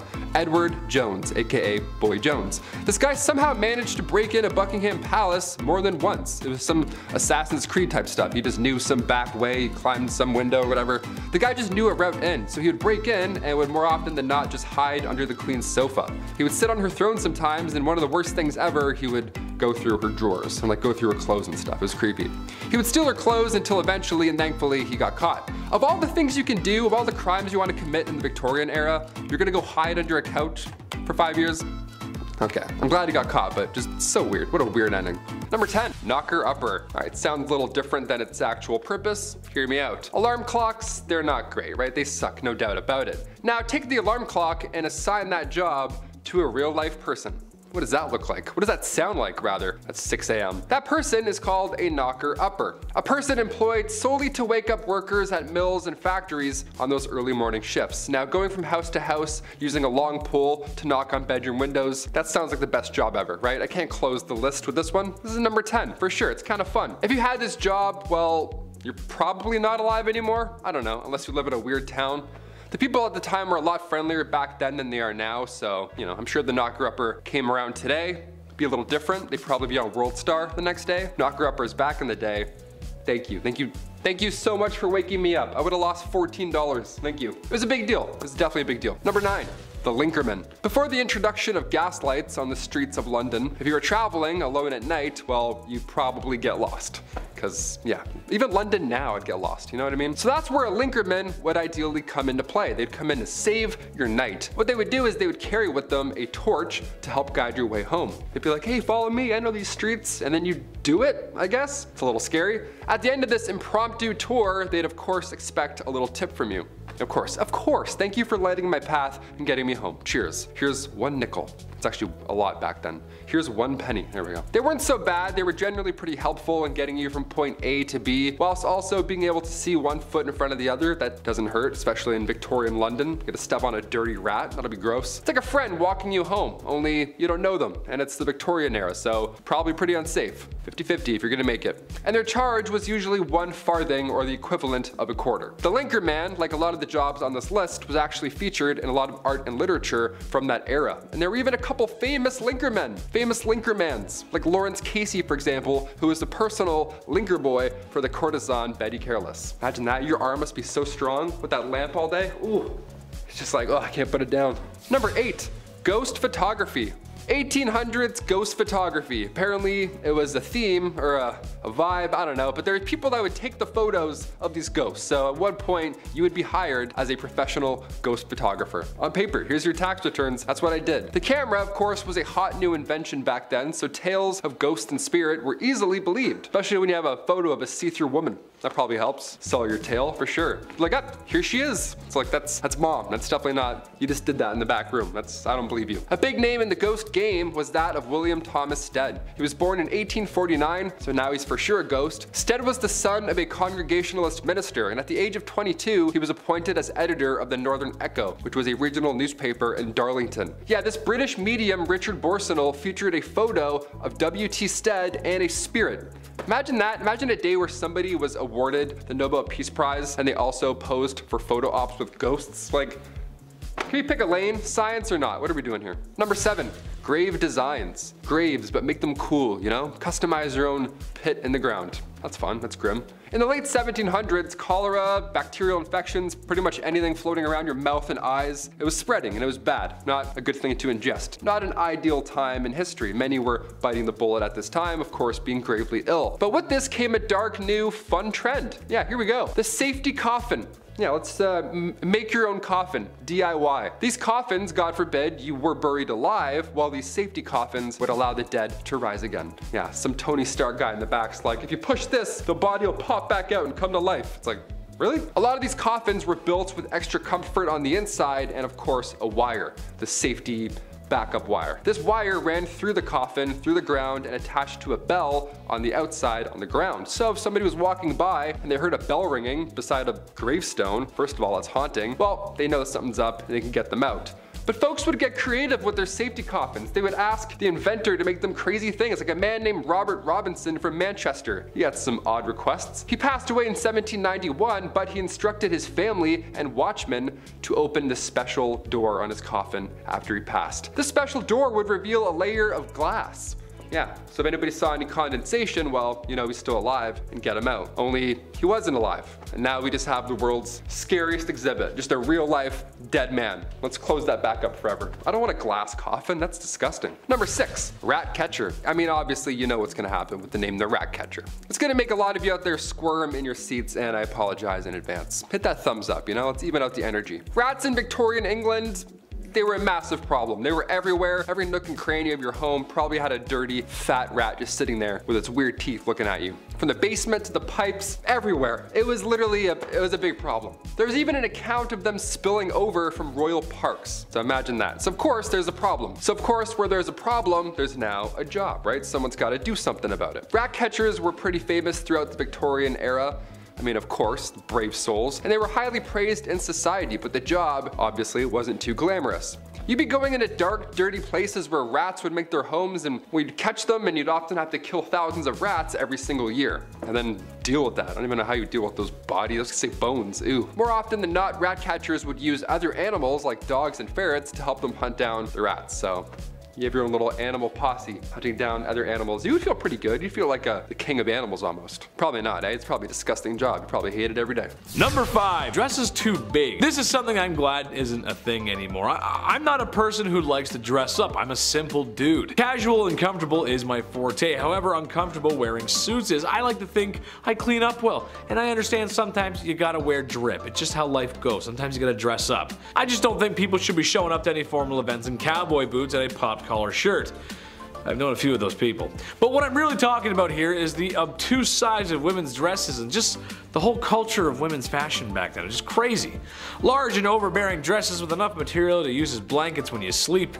I know that couldn't have been fun. It's horrible. Especially with my sweat problem. A few hours in a suit and maybe a few beers later, and the first thing I'm trying to do is take the suit off. It gets tight and sweaty in there, and it's just a lot of material. It's just too much. And doorways, trying to get through doorway, ugh. Forget about it. Number 4, fava beans. Well, after all that sweating and being around all that foulness, ladies needed to detox. How about a nice face mask made of beef? Yes, that's right. To keep their skin young and beautiful, they would drape a slice of beef over their face. Nothing like a little Hannibal Lecter before bedtime. Now, I hear you saying, well, Chad, that's not that bad. Okay, but think about this though. For the time period, that beef was probably yucky due to food processing practices of the time, and there's just no fridges. That means it was stinky. I hope it was at least winter before these ladies decided to beef up like that. This process of beef was supposed to rejuvenate the skin because beef contains some important vitamins for such. I can't recommend that. You just walk in with the beef and, hello darling, yes. Gross. Number 3, Hot Christmas. This is just so dumb. I'm just gonna go ahead and tell everyone at home right now not to do this, because I know some of you, and some of you are gonna be like, oh, thanks, Chetty, that's cool. No, don't do it. I'm a doctor, a lawyer, and a firefighter. Basically, this was a super fun game that felt like something out of Johnny Knoxville's head, not Victorian families gathering at Christmas. Basically, they would gather at Christmas to play a game called Snapdragon. You get a bowl of raisins and almonds, you pour some brandy in there and maybe one out for your homie, and ignite the brandy. Once the bowl is on fire, the family will compete to see who can grab the flaming treats and eat them the fastest. Okay, second-degree burns are not how I want to spend my holiday season, and also, in a time before smoke alarms and a modern fire service, this sounds like a really bad time. Grandpa could lose it out of his hands. Drapes catch fire, the house burns down, probably the whole neighborhood. Just a bad idea. Also, I hate raisins, so setting them on fire? Yeah, I'm out. I don't like raisins. They're gross, dude. I don't like them. Number 2, crypt pics. Look, it's a part of life. It happens. You live, you love, and depending on how much your wife likes interior design, you probably have a sign hanging up like that in your home somewhere that says something like that. You know what I'm talking about. And after spending all that time in HomeSense, it's all over. Fade to black, cease to exist, the forever box. There's a whole process and respect in the undertaking business. The Victorian era had a strange tradition, however. How about taking photographs with the body of a family member who has recently passed on? Yeah, that's right, I know. I couldn't believe it, really. People would sit there for minutes taking photos of those who are no longer with us because the process of taking photos was not great. This isn't the digital age, after all. This is something that the crypt keeper would make you do. Keep them in the album or something. Just not for your everyday family, man. That's just weird. Yes, now we're going to take photos. Like, that's just weird, you know? It's just weird. It's weird. Number 1, Jack the Ripper. Listen, the women of Victorian London feared this guy, and how can you blame them? A terror that seemed to come from nowhere and could strike from anywhere. Humans unaliving other humans is nothing new, and it probably won't be old. It won't get old soon. This is what we do. It's kind of our thing. But this was the first modern serial unaliver. Jack the Ripper's identity has never been found. It's only been speculated, and some studies suggest that it has been revealed, but it's really hard to pinpoint something that happened that long ago. He was nasty and the crimes were awful. The photographs of the crime scene do not exactly follow today's media rules or decency, as it's really just horrible and it's just really messy and bloody and just gross. Number 10, no calling, no gifts. This is a time in history when men were told to be gentlemen and women told to be ladies. Naturally, that came with some weird social practices. For instance, women were discouraged from accepting gifts from men. Personally, I like to give my girlfriend flowers and chocolate. I'm a classic guy, what can I say? Can't go wrong with that. However, even if a handsome silver-tongued devil such as myself were to give some flowers and the finest dark chocolate a 7-Eleven has to offer, and a most promising woman were to accept said gifts, she may not be able to call me back. Literally because, well, the phone isn't exactly a thing yet, and also because that's something else women were just discouraged from doing. Call on a man? No way, Jose, even if he is super nice and waiting for a genuine response. One etiquette guidebook from 1882 called any woman who calls on a man ill-bred and positively improper to do so. I like when people give me flowers and chocolate. Maybe call me sometimes, I'm a little lonely. Number 9, act like a lady. How dare ladies do anything unladylike? Oh, said every man ever in the Victorian era. This is a time in history when ladies gotta be ladylike. That means makeup, corsets, and don't you dare do anything masculine. Oh, that's me angry.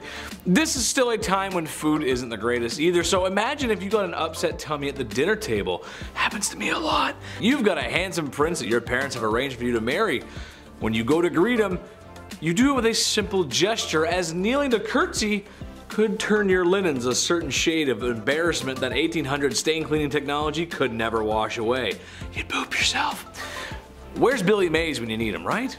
How dare a woman do such things as go number 2, or even worse, break wind? Oh, the nerve. That's just the way it went, folks. I don't make the rules.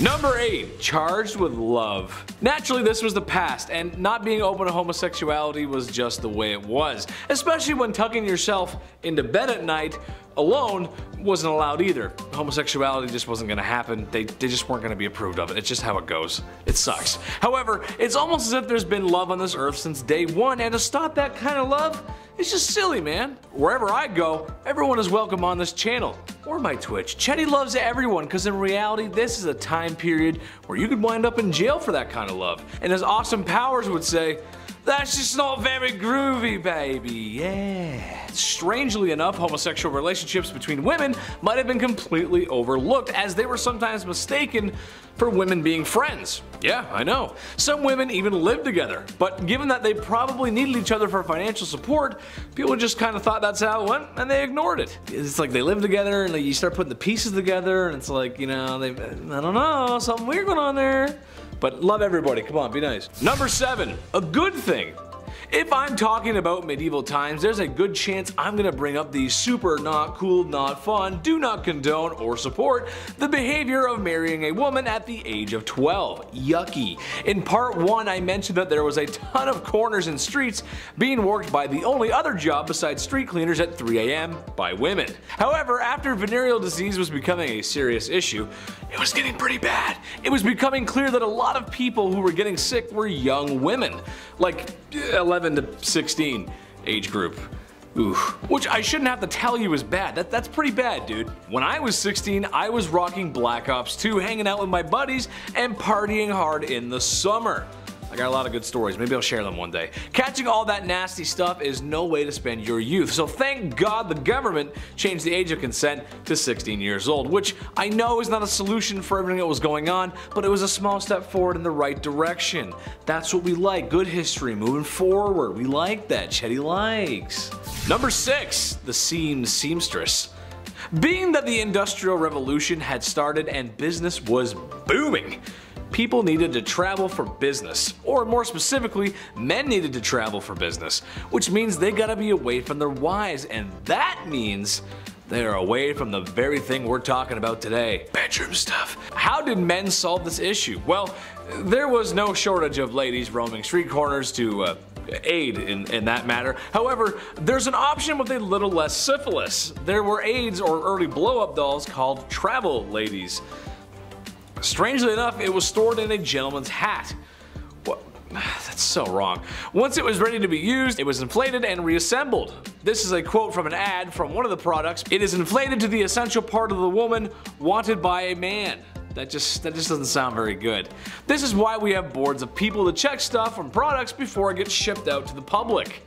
I feel like that just wouldn't fly very well today. In 5th place, we have grave robbing. Now, my first thought when I said that just now was grave robber the character, which only goes to show how much Repo the Genetic Opera has rotted my brain. One of the most lucrative side hustles of the Victorian era was grave robbing, and the fresher the corpse, the better. Medical students needed cadavers to study, so a black market of corpses arose, enriching adventurous thieves and angering families of the dearly departed. The 19th century was also a fertile age of exploration, and one of the most impressive discoveries were ancient mummies that the people of Victorian England brought home from Egyptian vacations. They'd invite all of their friends over for unwrapping parties, which tended to be rather grim spectacles that nevertheless delighted the morbid weirdos. Look, while I don't condone it, I wouldn't mind time traveling back to be a fly on the wall at those parties, since I definitely classify myself as a morbid weirdo. At one notable gathering for the unwrapping of Nescons, the second wife of Theban high priest Pinochem II was placed in a contraption that made her appear to dance. The demand for mummies to take home was so high that Egyptians started transporting them from less visited ruins to areas that had a lot more traffic. Hey, whatever helps the economy. In 4th place, we have garden hermits. So the next time somebody shows off their garden to you, make sure to ask where they keep their hermit. And if they don't have one, make sure to comment on how undignified it is. In the Victorian era, wealthy families hired people to don full hermit garb, complete with robes, long hair, beards, and hermit glasses, and live as an ornamental garden hermit on their land. The biggest rule of all, though? No speaking to anyone on the property, and honestly, sounds like a dream job to me. Ugh, being paid in-house to not speak to anyone and just be like a silly little decoration feature sounds like upgraded background work, and I will totally take it. Granted, that's if someone wants like a spooky, ooky, gothic garden feature. I'm all yours. In 3rd place, we have shock treatment. No, I'm not talking about the cursed as all get out sequel to Rocky Horror, but more people should be. I've only watched it once, but it does have some bops for sure. In the 19th century, Victorians thought electrotherapy could fix everything from gout to muscle problems. All you had to do was pay your local electrotherapist who shocked the problem area, but really all it did was leave a lot of people with icky scars. In more modern times though, it has been refined to work well for muscle issues, but wasn't always that way. In second place, we have weird face masks. Patented in 1875, Madame Raleigh's face mask was strapped to a woman's head overnight, 3 nights per week.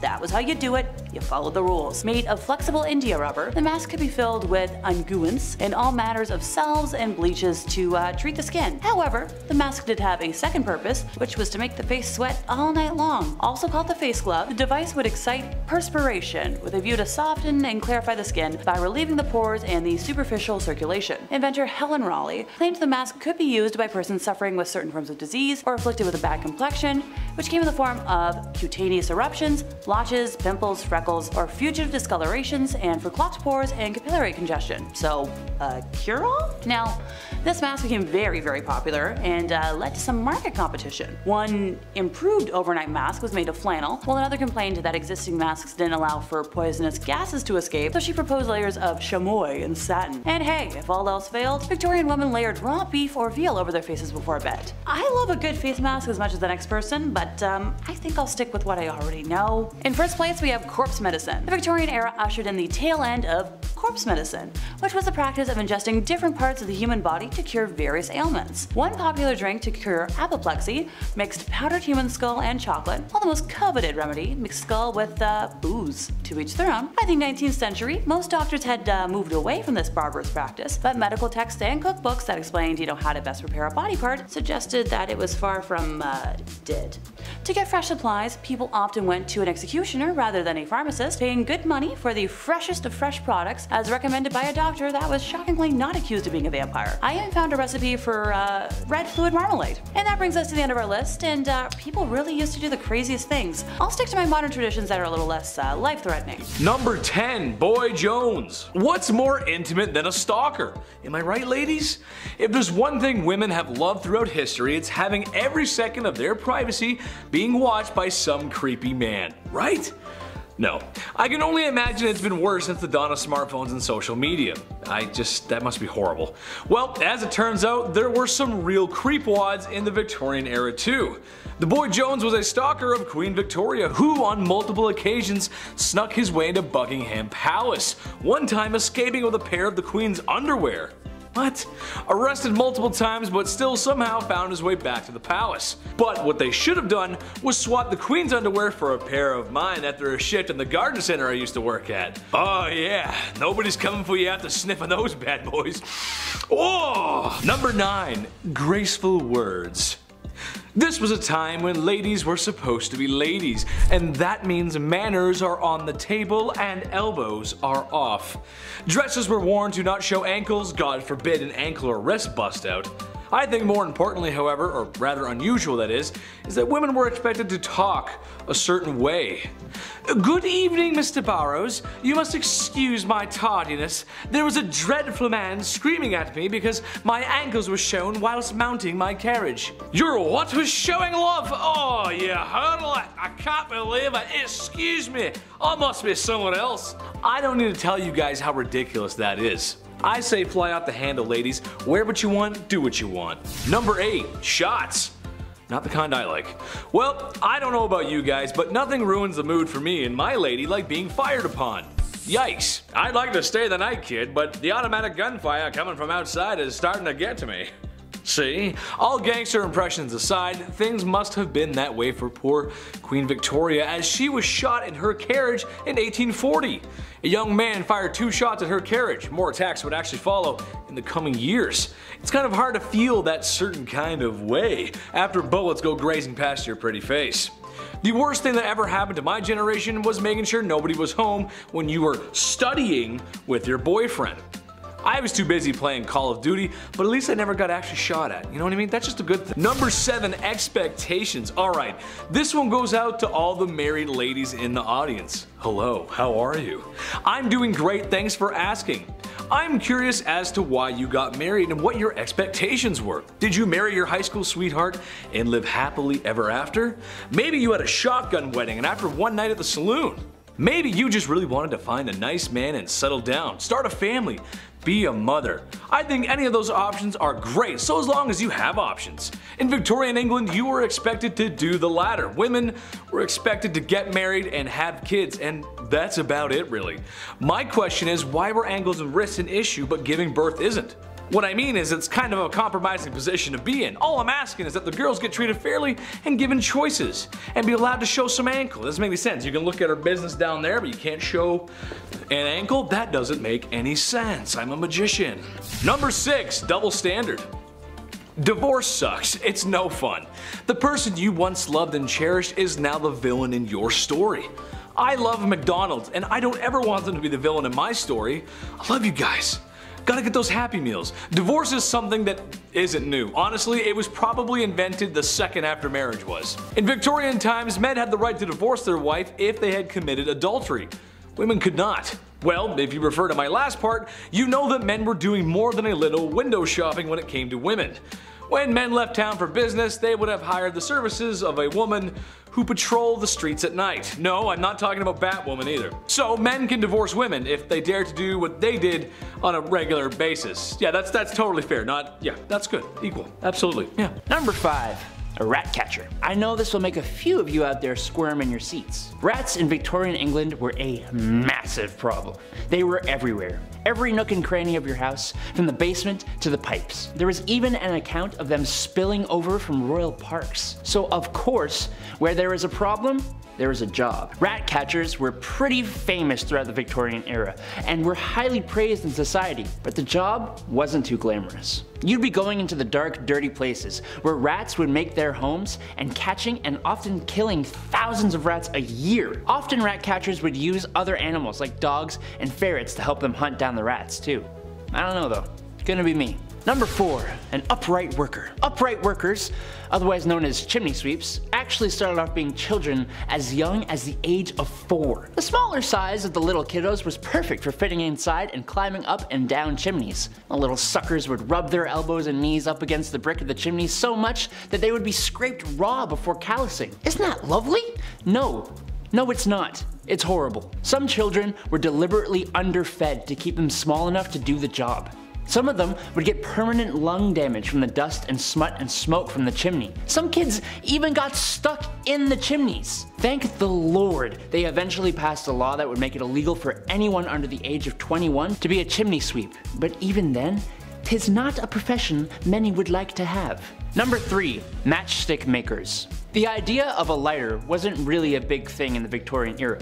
They definitely existed, as the first one was invented in 1823, but it was not exactly a portable thing. So matches were your match. The first match was invented in 1805, but it sucked. The first friction activated match came about in 1826, and they were made with white phosphorus, which is extremely toxic. But they didn't have machines to make these matches. No, it was actually mainly done by teenage girls. And in the worst of conditions too. Forget protective gear. Oh, you want to take your lunch break away from the highly toxic white phosphorus? Oh no. That's right. These girls would have to eat their lunch at their workstations, meaning they would end up ingesting the white phosphorus. Yes, my favorite seasoning. Number 2.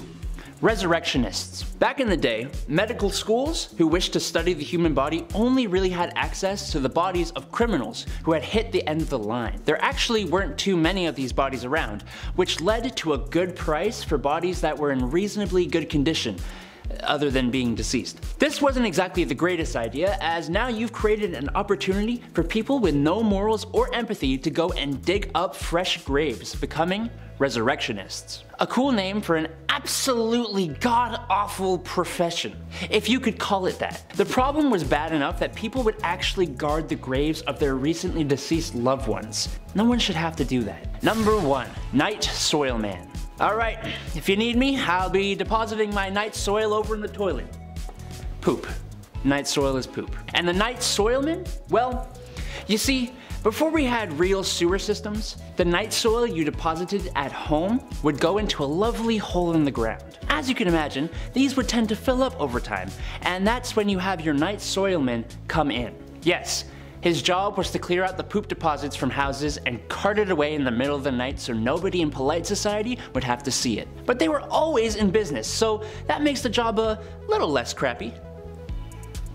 Number 10, it's just a cold sore. The Victorian era is cool. The art, the fashion, and technology of the time, I think, are always fun to take a look at, especially since steampunk has its roots in the Victorian era, and who doesn't like steampunk? Come on, there's just a lot of cool steampunk stuff, and honestly, we haven't seen a lot of that in a long time. We need more. We need more. Something not so cool from that era, however, was what you could catch from another person should you decide to take up a bed with another person. Syphilis, yep, one heck of a disease. Funny enough, it was so common that it was making intimacy itself an unusual practice. People were scared, and honestly, maybe rightfully so. There's no cure, and if it progresses to its later stages back then, well, you go crazy. And then you'd end up being that guy that's always screaming in the streets. Every city has one. You know what I'm talking about. Number 9, the French letter. The issues of intimacy and its repercussions were becoming quite clear in the Victorian era. Something had to be done, as spending any amount of time in the brothels could have you shucking barnacles off your lower deck in the morning, if you know what I mean. Introducing the revolutionary new invention, prophylactics. For those that are college age, you might find it disturbing that these party favors weren't made of rubber or disposable. Yeah, hear me out. They were made of sheep's guts, and they had to be soaked first so they would become flexible. Because when you put these bad boys on, they had to be fastened on. It's not very good, not very attractive. Once the deed had been signed off on, the device was then washed and then hung up to dry like your dirty laundry. Once it was dry, it was placed in a small box for the next time. Because seeing your wife's ankles might make you feel a certain kind of way, and now you just have it ready to go. And number 8, the products of our sins. Having fun when the lights can be turned off is great. Who doesn't enjoy a little toe curling? Yeah? Except sometimes there's this crazy thing that can happen, where after 9 months, another human spawns in. Insane, right? I know. Well, back in the Victorian era, this phenomenon was happening, but only for married couples. As you have to be married, of course, or else a child would be born out of wedlock, which to people at the time was just the worst. Oh, I never. These stigmas were not favorable for women, as some preferred to avoid that kind of press by abandoning or straight up just unaliving their children. Horrible, just horrible times. Just another one of those good old wholesome times in history where we were treating women with the utmost respect and decency. Very nice. We were actually not very nice. Number 7, diet. Bedroom misconduct was becoming a huge issue. Refer to number 9 and 10. While women did get most of the blame because, well, you know, history, men did get some of the blame. The issue of intimacy for men could be described as barbaric primal sense. So how do we curb this? How do we stop men from acting on these caveman urges, ooga booga? Well, simple really. Men just have to stop eating certain foods, as it was thought at the time that food had a link to the misconduct, or rather, the overabundance of bedroom-related issues, including mustard, pepper, rich gravy, beer, wine, cider, and tobacco. And if you weren't paying attention, that's basically the diet of every man in Victorian times. Not sure how a jar of finely prepped mustard would get you flustered, but okay, sure. The beer makes sense though, you know, have a few beers, and even the mop leaning over in the corner looks pretty lonely, and boy, that mop has lovely hair. Number 6, job market. Ladies of the evening, women of the night.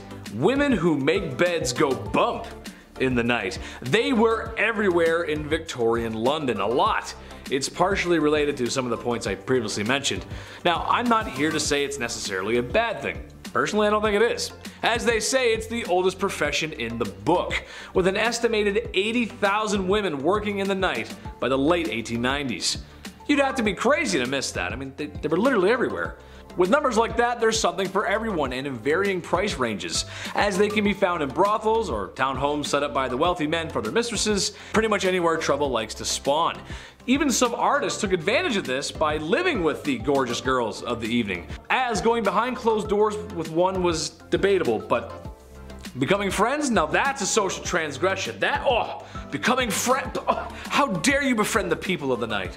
Number 5, Matchstick makers. The idea of a lighter wasn't really a big thing back in the Victorian era, obviously. I mean, they definitely existed. The first lighter was invented in 1823, but it wasn't like the ones we have now, not like those Bics that still don't work. It wasn't a portable thing. The first match was invented in 1805, but it kind of sucked, and the first friction-activated match came around much later in 1826. This one here changed the game for good. They were made with white phosphorus, which is, of course, extremely toxic. But they didn't have machines to make these matches. No, it was, of course, done by people, young women. It was only women that had to do this, and in the worst of conditions, of course. And before you ask, no, they didn't understand protective gear. Well, they did a bit, but even so, women didn't get that kind of luxury, right? They didn't get that treatment. These girls would have to eat their lunch at their workstations, meaning they would probably end up ingesting said white phosphorus the entire shift. History is horrible. Number 4.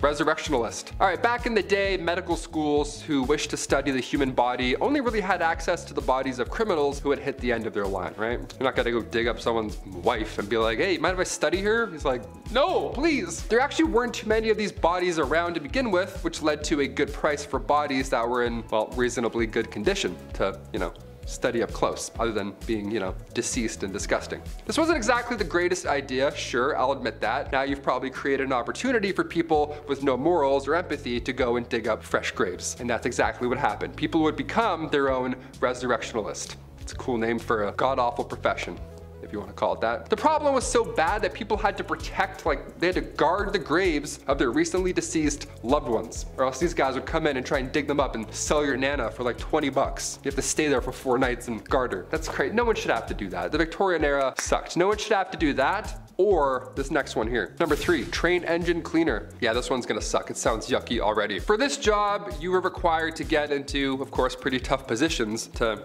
well, clean the engine of a train. Train engine cleaners would have to get inside a small hole in the engine of a train and shovel out all that coal that was left over. Yeah, as if shoveling the coal in wasn't bad enough, now some guy's gotta crawl under and shovel it all out. Nope. They go underneath the train with a dusty ash pan and they work away all day long and nights. These guys would spend their days shoveling 5 to 6 tons of coal into the furnace of the steam trains and then spend their nights climbing into the same furnace to clean it out. Every time I watch the Polar Express, it's always so magical, it's always a great time. But even on the Polar Express, there's a guy shoveling coal all night long on Christmas Eve. You know what I mean? That's how bad this job is. Magic can't even save it. Couldn't even picture a worse job to have with this goofy back. Imagine that. Imagine me doing this all day. No way. I'm gonna make it 1 week. Number 2, funeral mute. Ah, yes. Death. Happened quite a lot back then. I thought being a pallbearer had a lot of pressure, don't drop them, all that kind of stuff. Victorian London saw many, many funeral mutes. Now, Oliver Twist, one of the lousy jobs in that tale, was that of a funeral mute. Oliver Twist is like, this one sucks. Well, it really sucks. Mutes were required to dress, of course, in all black with a sash while carrying a long cloth covered stick, and your job would be to, well, to stand and mourn and not say a thing the entire time. You'd have to stand at the door of the recently deceased home and just welcome death. Just embrace it. You have to be death. The mascot for death is now you.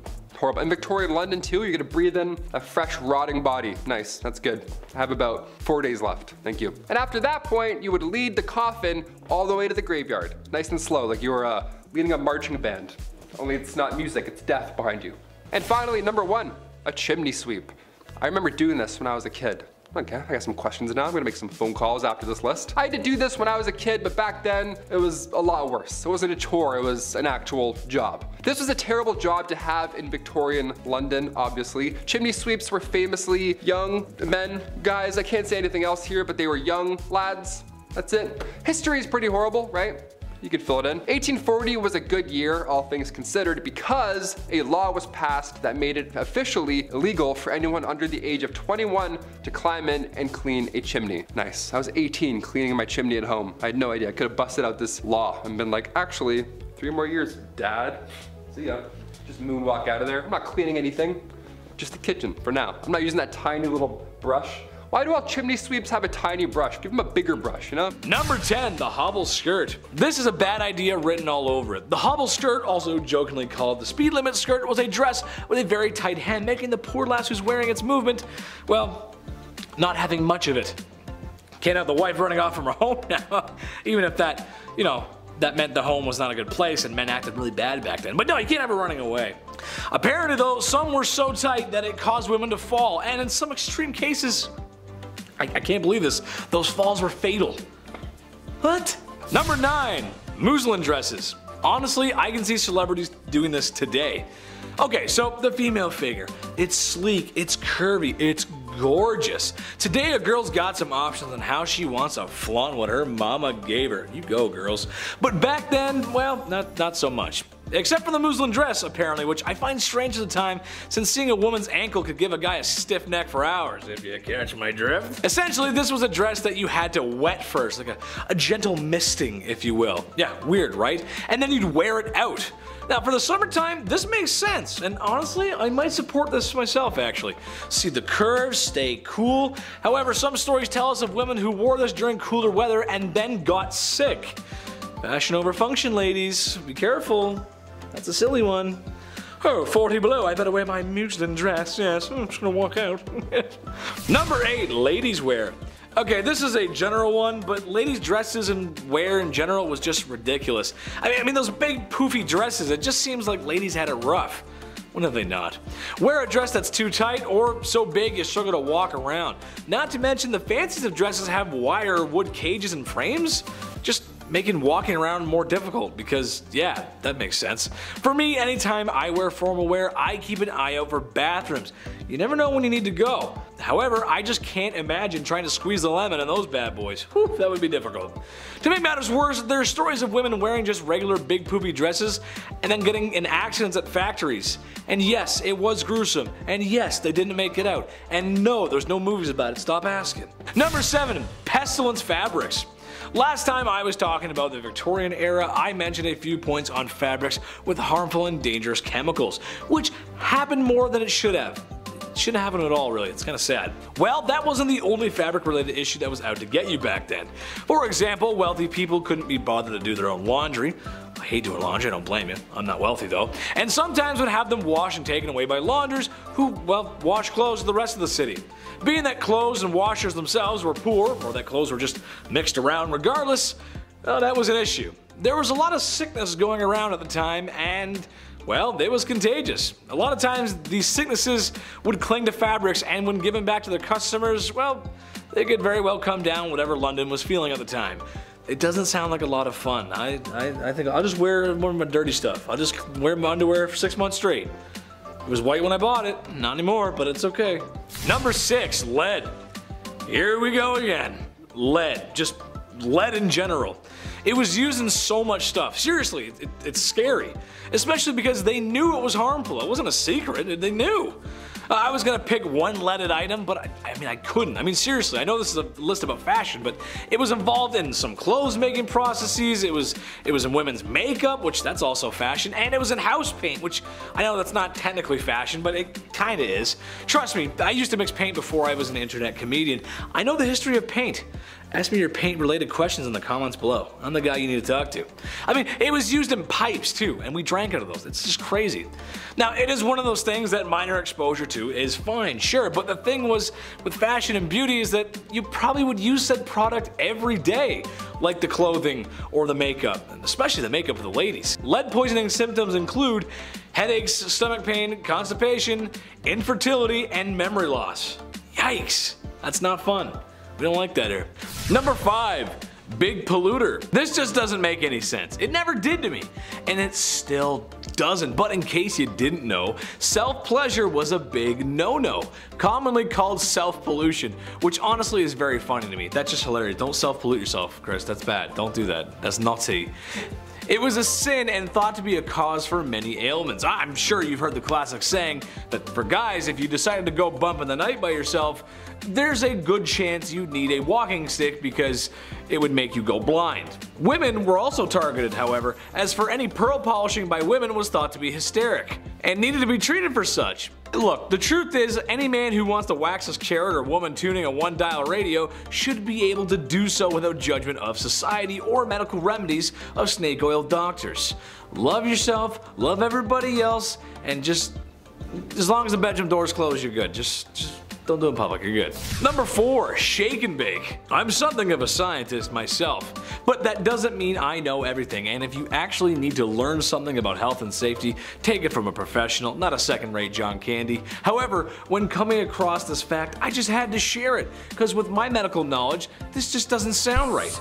Alright, so kids, we know how they're made. I don't need to go into detail for that. However, there was this idea back in the Victorian days that if a woman danced shortly after doing what mommy and daddies do, then there was a chance that her pregnancy just wouldn't happen. Or perhaps more commonly after riding a horse. Same idea. Okay. Which is frankly horse. I mean, come on. My mom always told me when she was baking that I had to be quiet and stop running around the house or the cake she was baking wouldn't rise. Well, they always did. I love chocolate cake. I mean, really, I do. I'm starting to wonder if there's a connection here. I was a rowdy kid. Number 3, the Kensington system. Poor Queen Victoria. I know this is kind of a stretch, but it relates back to the whole mistreating women thing. But basically, it was something implemented in order to control the young royal, make her dependent on her mother, whom she was not allowed to be without. Basically, modern day strict parents. Now, all the kids watching right now, or all the kids who've grown up, how well did that parenting work? Let us know in the comments. I'm willing to bet it created a little bit of a divide between parent and child. Am I right? That's exactly what happened with Queen Victoria. Shouldn't be surprised, really. Being a parent is tough. I get that, but squeeze too hard and the sand falls through the cracks of your hand. Victoria wasn't even allowed an hour to herself, and I don't care who you are, no matter how charismatic or bubbly, everybody needs some alone time. Number 2, a healthy breakfast. Okay, not Victorian London, but this is just too funny not to mention, and it's around the same time period, very close. As the great minds of the time thought, self-pollution was a big no-no, and the reason for these urges was often related to food. Some thought eating meat would make you down bad, so a man named John Harvey Kellogg, you might have heard of him, aimed to cure the sickness of self-love. What if a man had a delicious, nutritious meal to eat, especially at the start of his day? Cornflakes by Kellogg's, the very same cereal that's probably sitting on top of your fridge, yeah, was partially originally designed to stop you from feeling those carnal urges. Now, not sure if that works. I mean, go ahead and tell me how you feel after eating a bowl of that. I had one this morning. I feel fine. I don't feel any different at all. I mean, I'm just, well, not really feeling the same about Pam Anderson anymore though. Number 1, rising action. This could get some married couples into some trouble if they're watching, so sorry. It's gonna be hard to talk about this without saying it because YouTube will send a stern letter if I do, but here it goes. The deed was not considered done unless both parties had signed off on it, had their toes curled, reaching the peak, your magnum opus, the way I feel when I eat at McDonald's, DEFCON 1, or simply mispronouncing organisms in health class. I feel like once you're involved, you're involved. And to me, that's a done deal. You can't really reverse it from that point on, regardless of any of my euphemisms. But that's what they thought. They thought if you both didn't climb that mountain together, it didn't happen.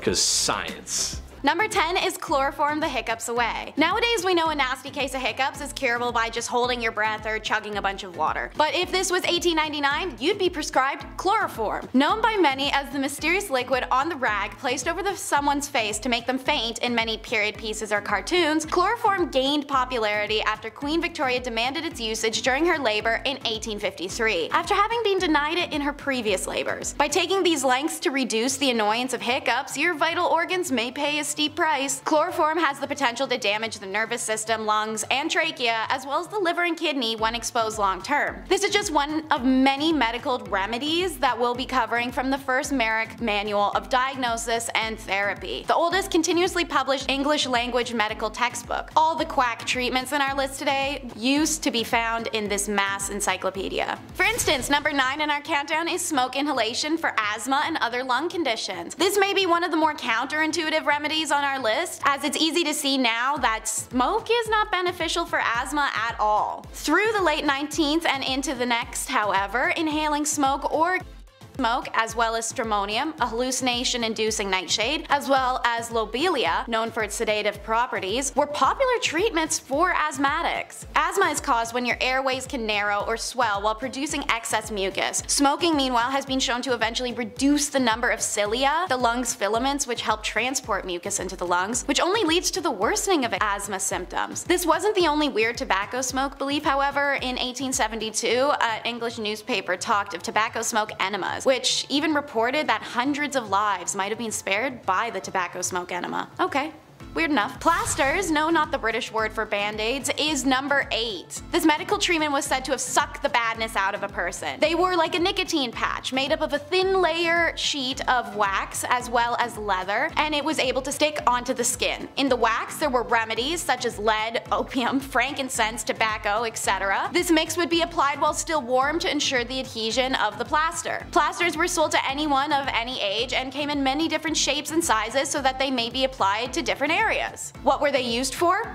Everything. Cough, cold, period pain, organ failure, alcoholism, headache, the list can go on forever. Seeing as they wanted the patch to pull as much badness from the body as possible, these patches could be left on for 2 days to 2 weeks to forever. Without washing, of course. Naturally, these patches trapped in a lot of moisture that could cause infections, blisters, rashes, and hives underneath, especially once the patch is removed and the skin is finally exposed to air. Arsenic, like plasters, was a cure-all, and it's number 7 in the countdown. If you've seen our other video, Top 10 Unusual Fashion Trends from the Victorian Era, you might know that arsenic was in everything in the Victorian era. Makeup, wallpaper, dye. No exception was made in medicine either, as arsenic was prescribed for anything from anemia in Merrick's diagnosis manual to anthrax, cancer, reduced libido, syphilis, or even cholera. While it was most popular to consume arsenic, it could also be inhaled or injected. Being a byproduct of smelting, it's no wonder arsenic was everywhere during the Industrial Revolution, as there was an excess of it. So it was incredibly accessible and a household remedy. Since doctors already prescribed it to do so much, everyday people just start to use it to treat any common ailment. Unsurprisingly, many people suffered arsenic poisoning symptoms. The ailments are now referred to as Fowler's disease. Number 6 is all kinds of gross and questionable. The everlasting pill. When the Merck manual was first published, part of the comprehensive treatment plan for an eruptive fever, which is a classification for diseases like scarlet fever, smallpox, and chickenpox, was actually laxatives. Castor oil was the main laxative choice for Victorians up until the debut of the everlasting pill, made up of a metal now known to be toxic called antimony, would be invented. Swallowing this would induce severe vomiting and diarrhea, thus giving the body what they thought to be a healthy cleanse, and their intention was to purge diseases from the body. It earned the name the everlasting pill, as the pill would pass through the gastric system mostly intact, meaning it could be retrieved and cleaned for future use. Seeing as the metal was greatly valuable at the time, it was quite common to keep it in the family and hand it down generation to generation. Imagine getting that in your granny's will. Number 5.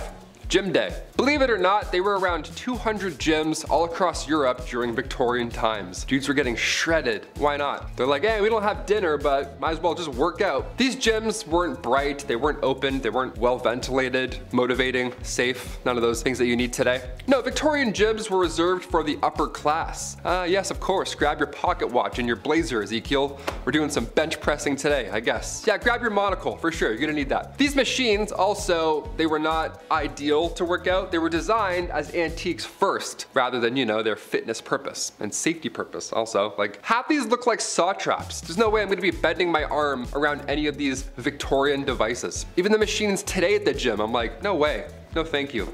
Weak gang, here we go. Number 4, beauty patches. Okay, we have to bring back beauty patches ASAP. Imagine like if a rapper had a beauty patch. Nelly had the band-aid, but we gotta have like beauty patches. We gotta like, you know, mix it up a bit. Bring back the facial feature game. These patches came in all shapes and sizes, of course, in the Victorian era. Even in this portrait from 1755, Joshua Reynolds painted Charles, the 9th Lord Cathcart, rocking a large beauty patch. That looks amazing. He does look like Nelly, honestly. He has like that motivational, like rapper kind of like, you know, he's in charge, and you can tell from the beauty patch. Like, that's a lord right there with that one of those. Take it off, no lord. Put it back on, lord. The reason for these patches back then, and sometimes having more than one, is because they were commonly used to cover up smallpox scars. They were made out of silk, velvet, and they were applied with glue. So pick a spot and commit.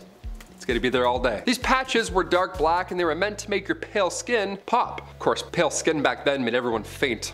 Pale skin and long shoes, everyone's losing their minds. The position of these patches could also determine your political allegiance. How funny is that? Historian Joseph Addison took note of these positions when he observed 2 parties from the 1800s. Now, one party had patches on the right side and the other had the opposite. It's pretty amazing. It's a pretty easy way to flip jerseys, right? The other team starts winning, you're like, you know what?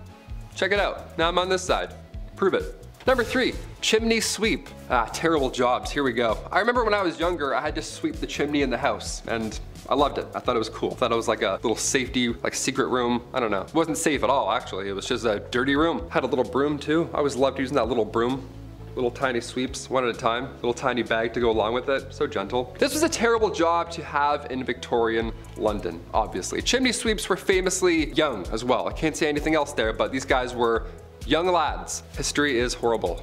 Maybe that's why I was doing it, right? Because I could fit inside of the thing. That makes sense. 1840 was a good year, all things considered. A law was passed that made it illegal for anybody under the age of 21 to climb in and clean a chimney. I was 18 cleaning my chimney. I had no idea. I could have used this great law and got out of the whole chore. Shame. Number 2, Jack the Ripper. Unidentified to this day. Who is he? How did he get away with it? And also, when are we gonna see a Netflix documentary on this guy? We have everybody else in this multiverse of killers. Where's this guy? Gonna complete the image. Well, it's because we didn't find him. Jack the Ripper was active in the East London neighborhoods primarily, and sadly, he would target sex workers at the time. He famously took the lives of 5 women from August to November of 1888, and they were believed to have been connected to Jack the Ripper, although some sources claim that he was active until 1891. It's hard to tell who's who and who's doing what. Again, this is also so long ago. There's no cameras.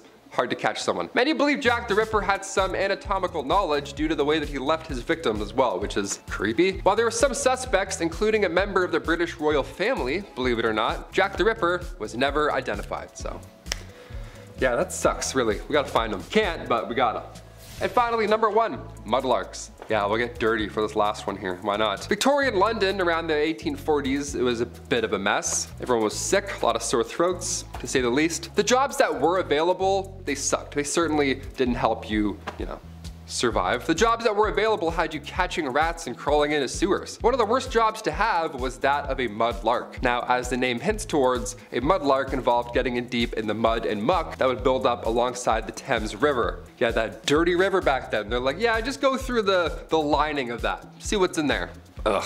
This one was reserved, again, for the younger folk with, the patellas that still worked, digging in the mud, of course. Can't have an old guy in there. He's not gonna come back out. It was like working in quicksand. It was horrible. It was exhausting. Not to mention the chances of being whisked away by the river at any given moment. Yeah, it sucked. All for the slim chance of finding a pocket watch or some driftwood, rags, something, anything really worth your troubles. Well, I've been your host, Taylor McWaters. Thanks for watching this whole video. I know that's hard nowadays to watch an entire thing. I can't watch a movie or a video for the life of me, so thanks. That's great. Rule number 10 is going to be follow the moral encyclopedia. For ornery young men and women desperately desiring physical and emotional intimacy, yet having to navigate a dating culture that required them to act a certain way, well, it meant self-help books were all the rage. And women in particular drowned in them, thanks to the fact that these books were often written by hypocritical men and had been used since before medieval time to dictate and instruct women on how to become the perfect submissive little doll. Some examples are Henry Butter's ominously titled Maiden, Prepare to Become a Happy Wife and Mother from 1868, and Hayden Brown's Advice to Single Women from 1899. Perhaps most famously though, on advising the morals of young women was the Moral Encyclopedia by Charles Varl, which had been making young women hate themselves since 1861. It was a bestseller of its day thanks to the marketing that only decent and morally driven women would own it. To prove themselves as that woman, Victorian gals flocked to the bookstores to absorb some menial patriarchal crap that goes as follows. Read no novels, but let your study be history, geography, biography, and other instructive books. Also, trust no female acquaintance, i.e. make no confidant of anyone, because we don't want you ganging up together.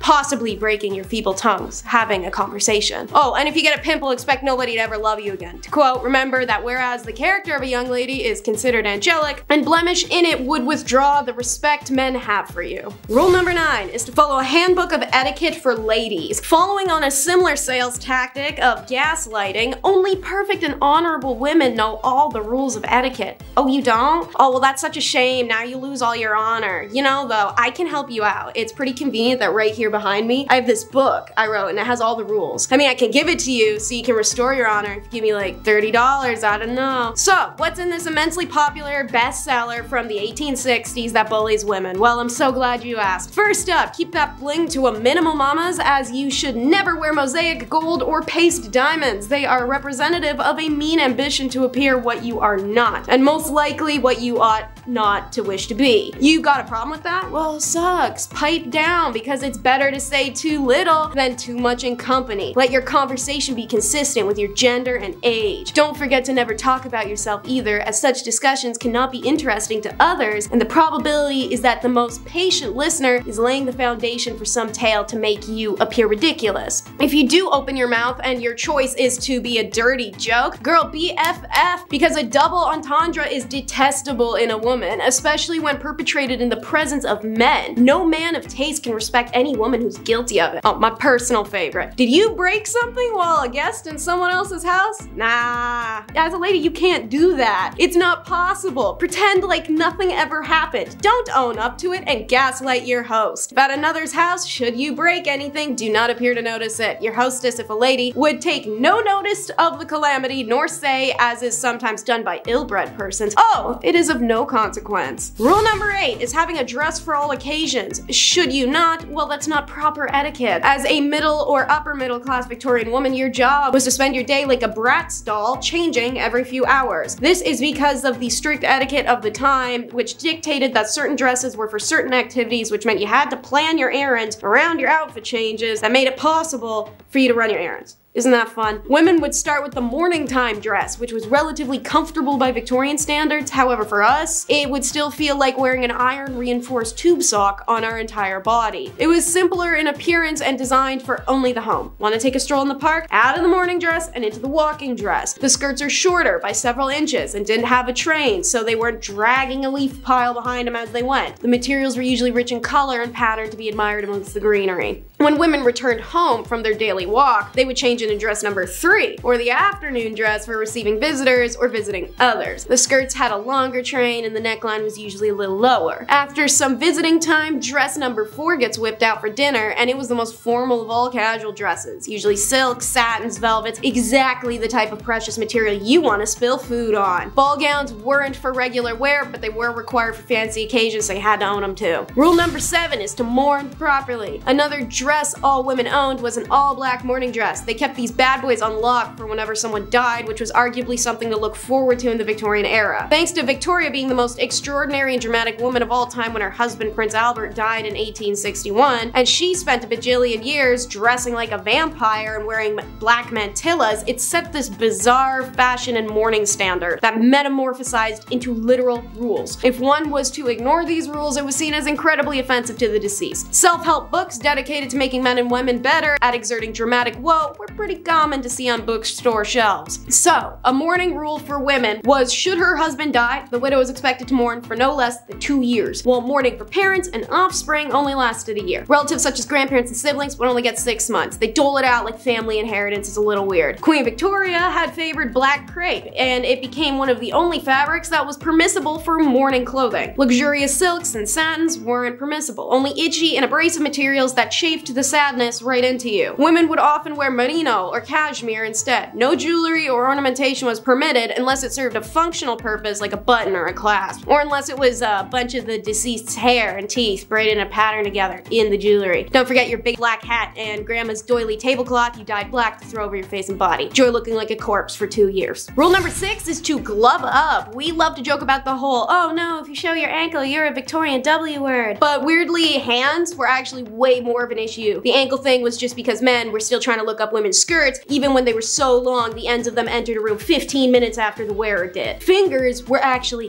the gasp-worthy thing of the day. It was considered highly inappropriate to walk in public spaces with uncovered hands, and would draw a lot of ill repute to those daring damsels who did. In fact, women's hands were so scandalous, both written and unwritten rules of Victorian etiquette unanimously agreed that if a man and a woman happened to be walking on an unevenly surfaced road, it was the one and only time that he could take her hand if they were unwed. Funny that the only permissible contact between the couple yet to be engaged is to prevent her needing to be picked up from a Victorian pile of mud sludge. It does not matter where you are headed outside of your home, you must wear gloves, which weren't just a popular fashion accessory, but as stated, social necessity. Like every other item a woman could wear in this era, there were many kinds of gloves based on the occasion. For example, daytime was for short gloves, which usually bore designs, embellishments, whereas in the evening, gloves had feathers, satin ribbons, and other super flammable decorations. Number 5, Jolly lad. When people think about certain magazines that depict lewd imagery, you probably only think of Playboy. The bunny imagery was good marketing, honestly, just smart. But what if I told you the Hefmeister wasn't the first to publish such a magazine, or imagery? Back in the Victorian era, there was some saucy imagery being produced. The government had outlawed such indecency, but this only made the lewd picture industry move underground, where naturally it flourished, especially in major cities. And if you knew where to go and how to ask for one, you could purchase something from the hidden menu. Kind of like when you go to McDonald's. Yeah, there's a hidden menu there too. Google it and see for yourself. I'd repeat what my favorite one is, but I would be in trouble from the YouTube gods. And I've been treading on thin ice this whole video, so Number 4, the first counterculture. The 1960s were a very important time for many different people. Black Americans were fighting for the rights, music went from holding hands to strawberry fields, if you know what I'm saying, and everything that your parents told you just kind of felt wrong. If you grew up then, you know what I mean. I know people like to make fun of hippies, but there was some good ideas there. Well, in 1890s England, they were sort of having the same thing happen. Obviously not as strong as a push as it was in the 60s, but still. Basically, after all the oppression towards bedroom relations, people began to open up. Not literally, just open up thinking wise. That's really gross, don't repeat that. There's only one way we all got here. Unless you're a test tube baby, of course. In that case, thank you for watching CT133576-2.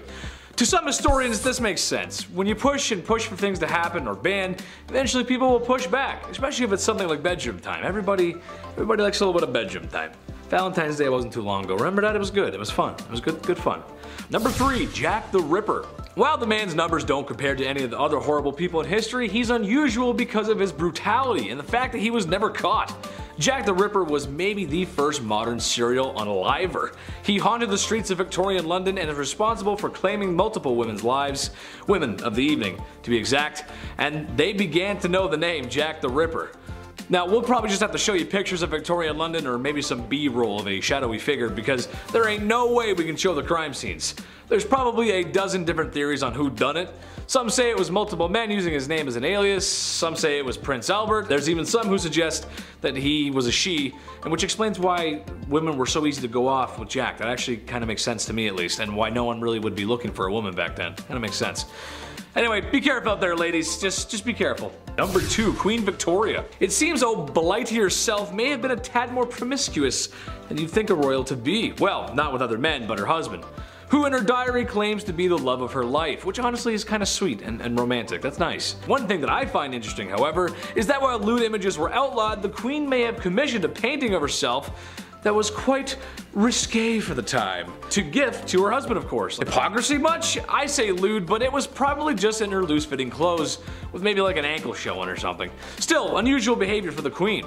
I'll remember that for next time, Blight. I'll remember that. Number 1, Prince Albert. If you've ever stepped foot into a tattoo parlor, then you might know where I'm going with this. Prince Albert, the husband of Queen Victoria, had some controversy circulating his name. One, because he shares a name with another Prince Albert who was speculated to be Jack the Ripper, but also because of a very unique piercing. Go ahead and take a guess where that piercing is.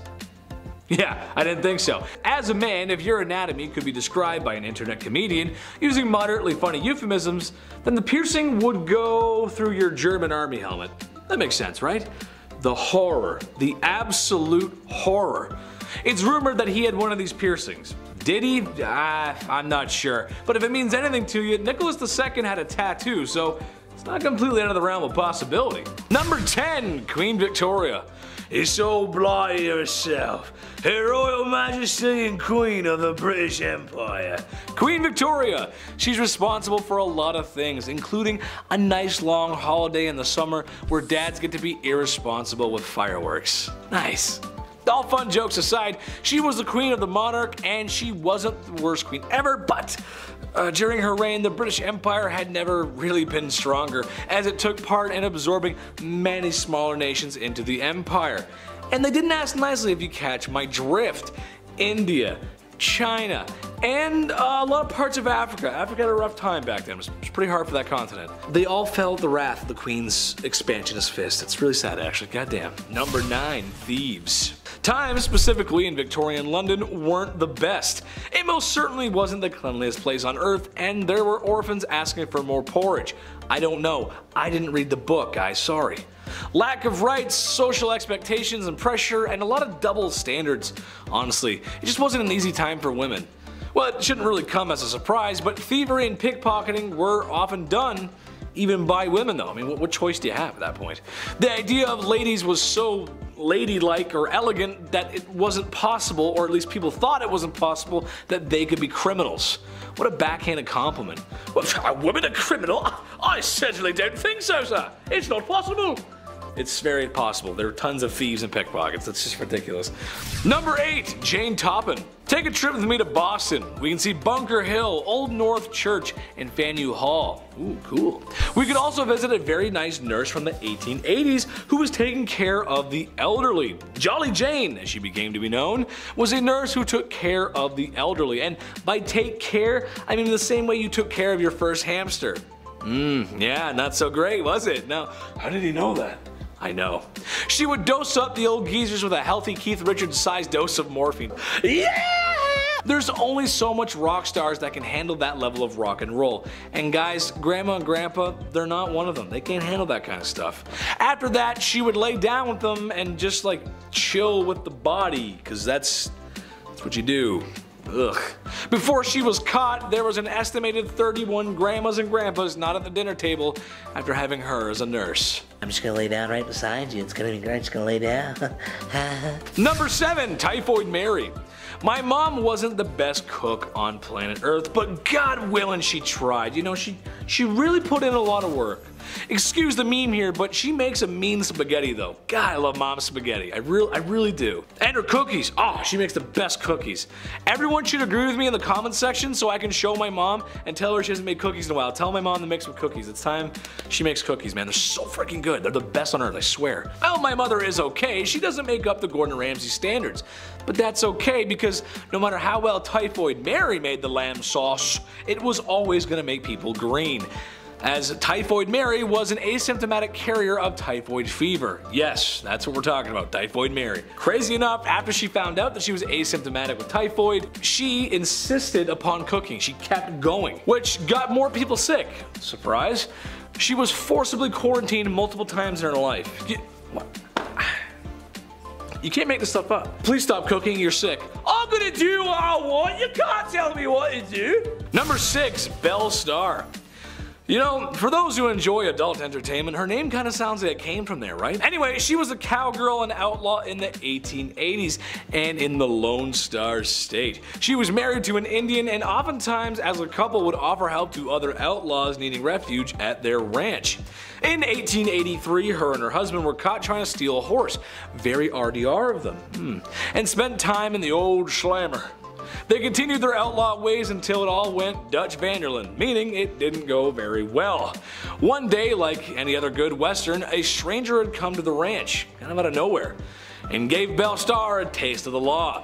Just happened to be with a big iron. To this day, nobody knows what happened, who the stranger was, or why she was bang bang. No one knows. No one understands. It's crazy. There should be a movie about that. Big iron on his hip, all fancy. Anyway. Number 5, corsets. Nobody wants a waist bigger than 9 inches, said everybody in Victorian times. I for one can appreciate the female form and the hourglass figure. It's admirable, sure, but that being said, I don't think we need to go so far to keep the female form in shape. The corset's a little too much. Corsets were those chest-tightening, gut-sunking, push-all to mincemeat to the top of the pie apparel that went under every woman's dress or every fat dude in his 50s who wants to feel 29 again. I don't think I have to tell you why this is bad or uncomfortable. The human chest needs to breathe, and when something's that tight around you, well, you struggle to breathe. Trouble breathing, fainting were not all too rare, especially in hot and humid climates. For my generation, you may recall Elizabeth Swann had issue with hers in Pirates of the Caribbean. And then she fell, and then Jack Sparrow caught her, and it was a good movie.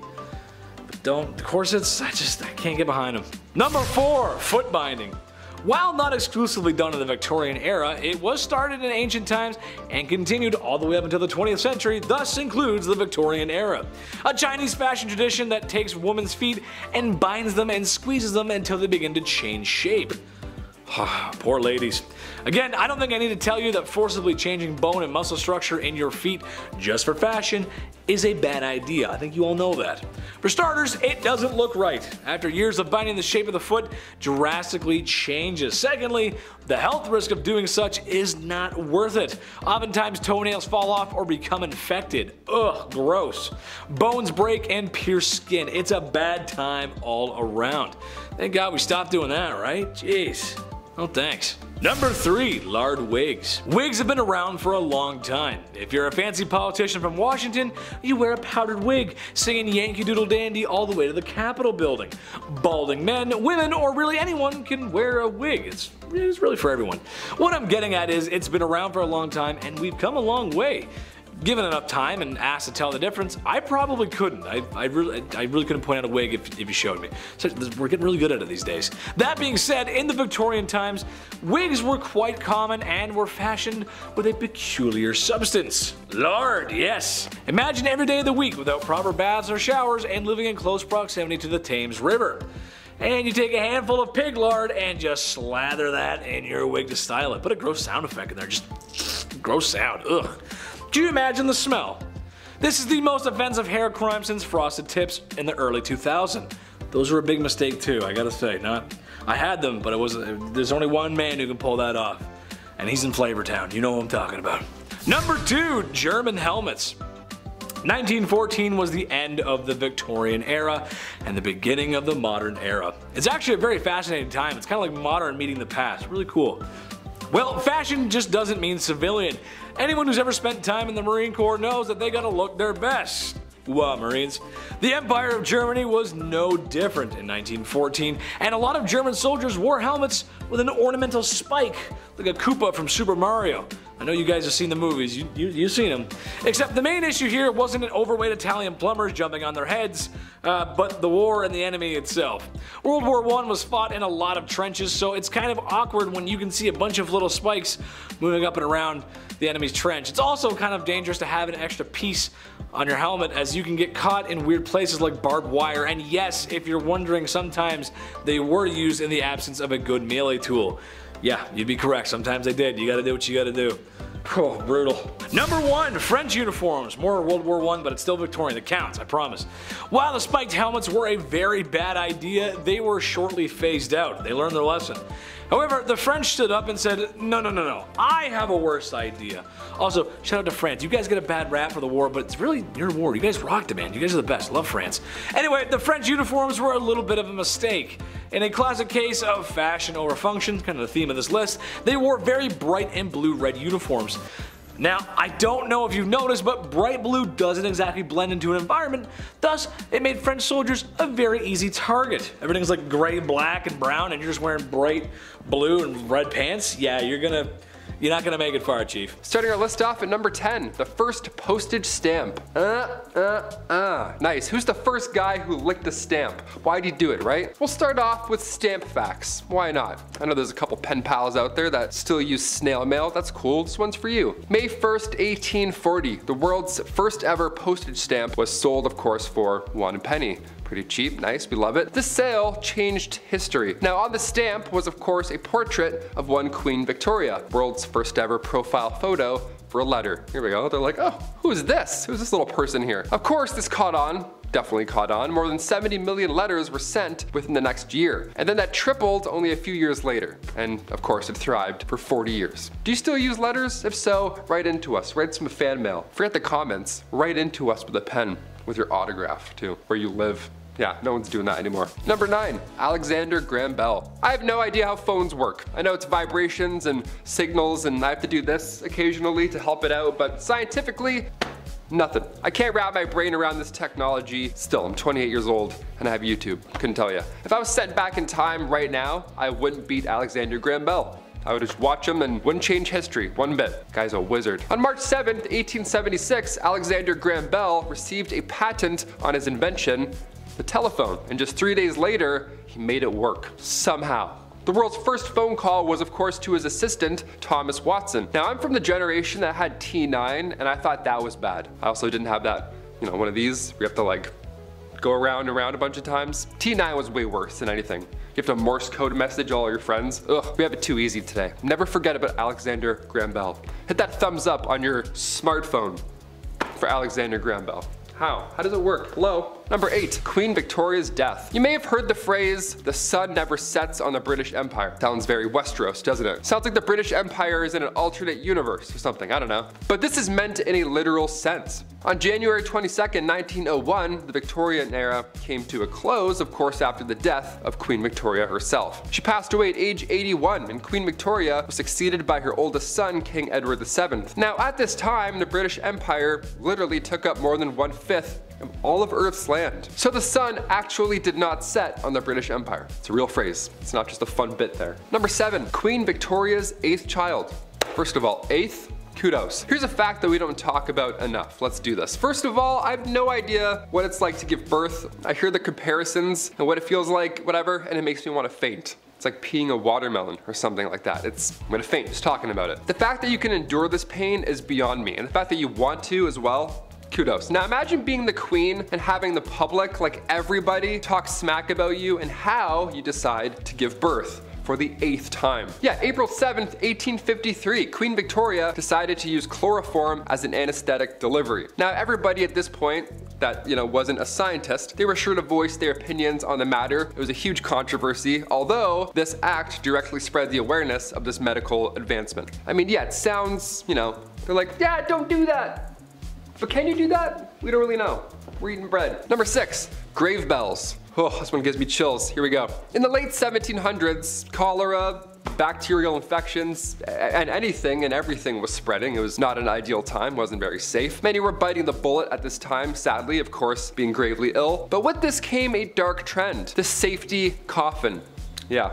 Just a backup coffin. These coffins, Lord forbid you are buried alive, these safety coffins would allow the dead to rise again. Nice, like it's Michael Jackson's Thriller. They would just come up and be like, oh, guess who's back? Back in the Thames, here we go. All these coffins have extra comfort on the inside and a wire. This wire ran through the coffin and then attached to a bell on the outside on the ground floor. So if a passerby heard it, well, they would know something's up. Folks would get creative with their safety coffins. I mean, they'd personalize it. Like for example, a man named Robert Robinson from Manchester. He passed in 1791, but instructed his family and watchmen to open this special door that would reveal a layer of glass. So that's real haunting to find. Hey, come look at Grandpa. Yeah, he looks good, eh? Patent number 81,437. It was actually granted to Franz Vester in 1868, and it was an improved burial case. Just a glass case with someone who may or may not be alive inside. 50-50. It had an air inlet, a ladder, and of course, a bell. The description of the patent says, if too weak to ascend by the ladder, they can ring the bell, giving the desired alarm for help and thus save themselves from premature death by being buried alive. So now I ask you, if you're walking in a graveyard and you heard a bell ringing,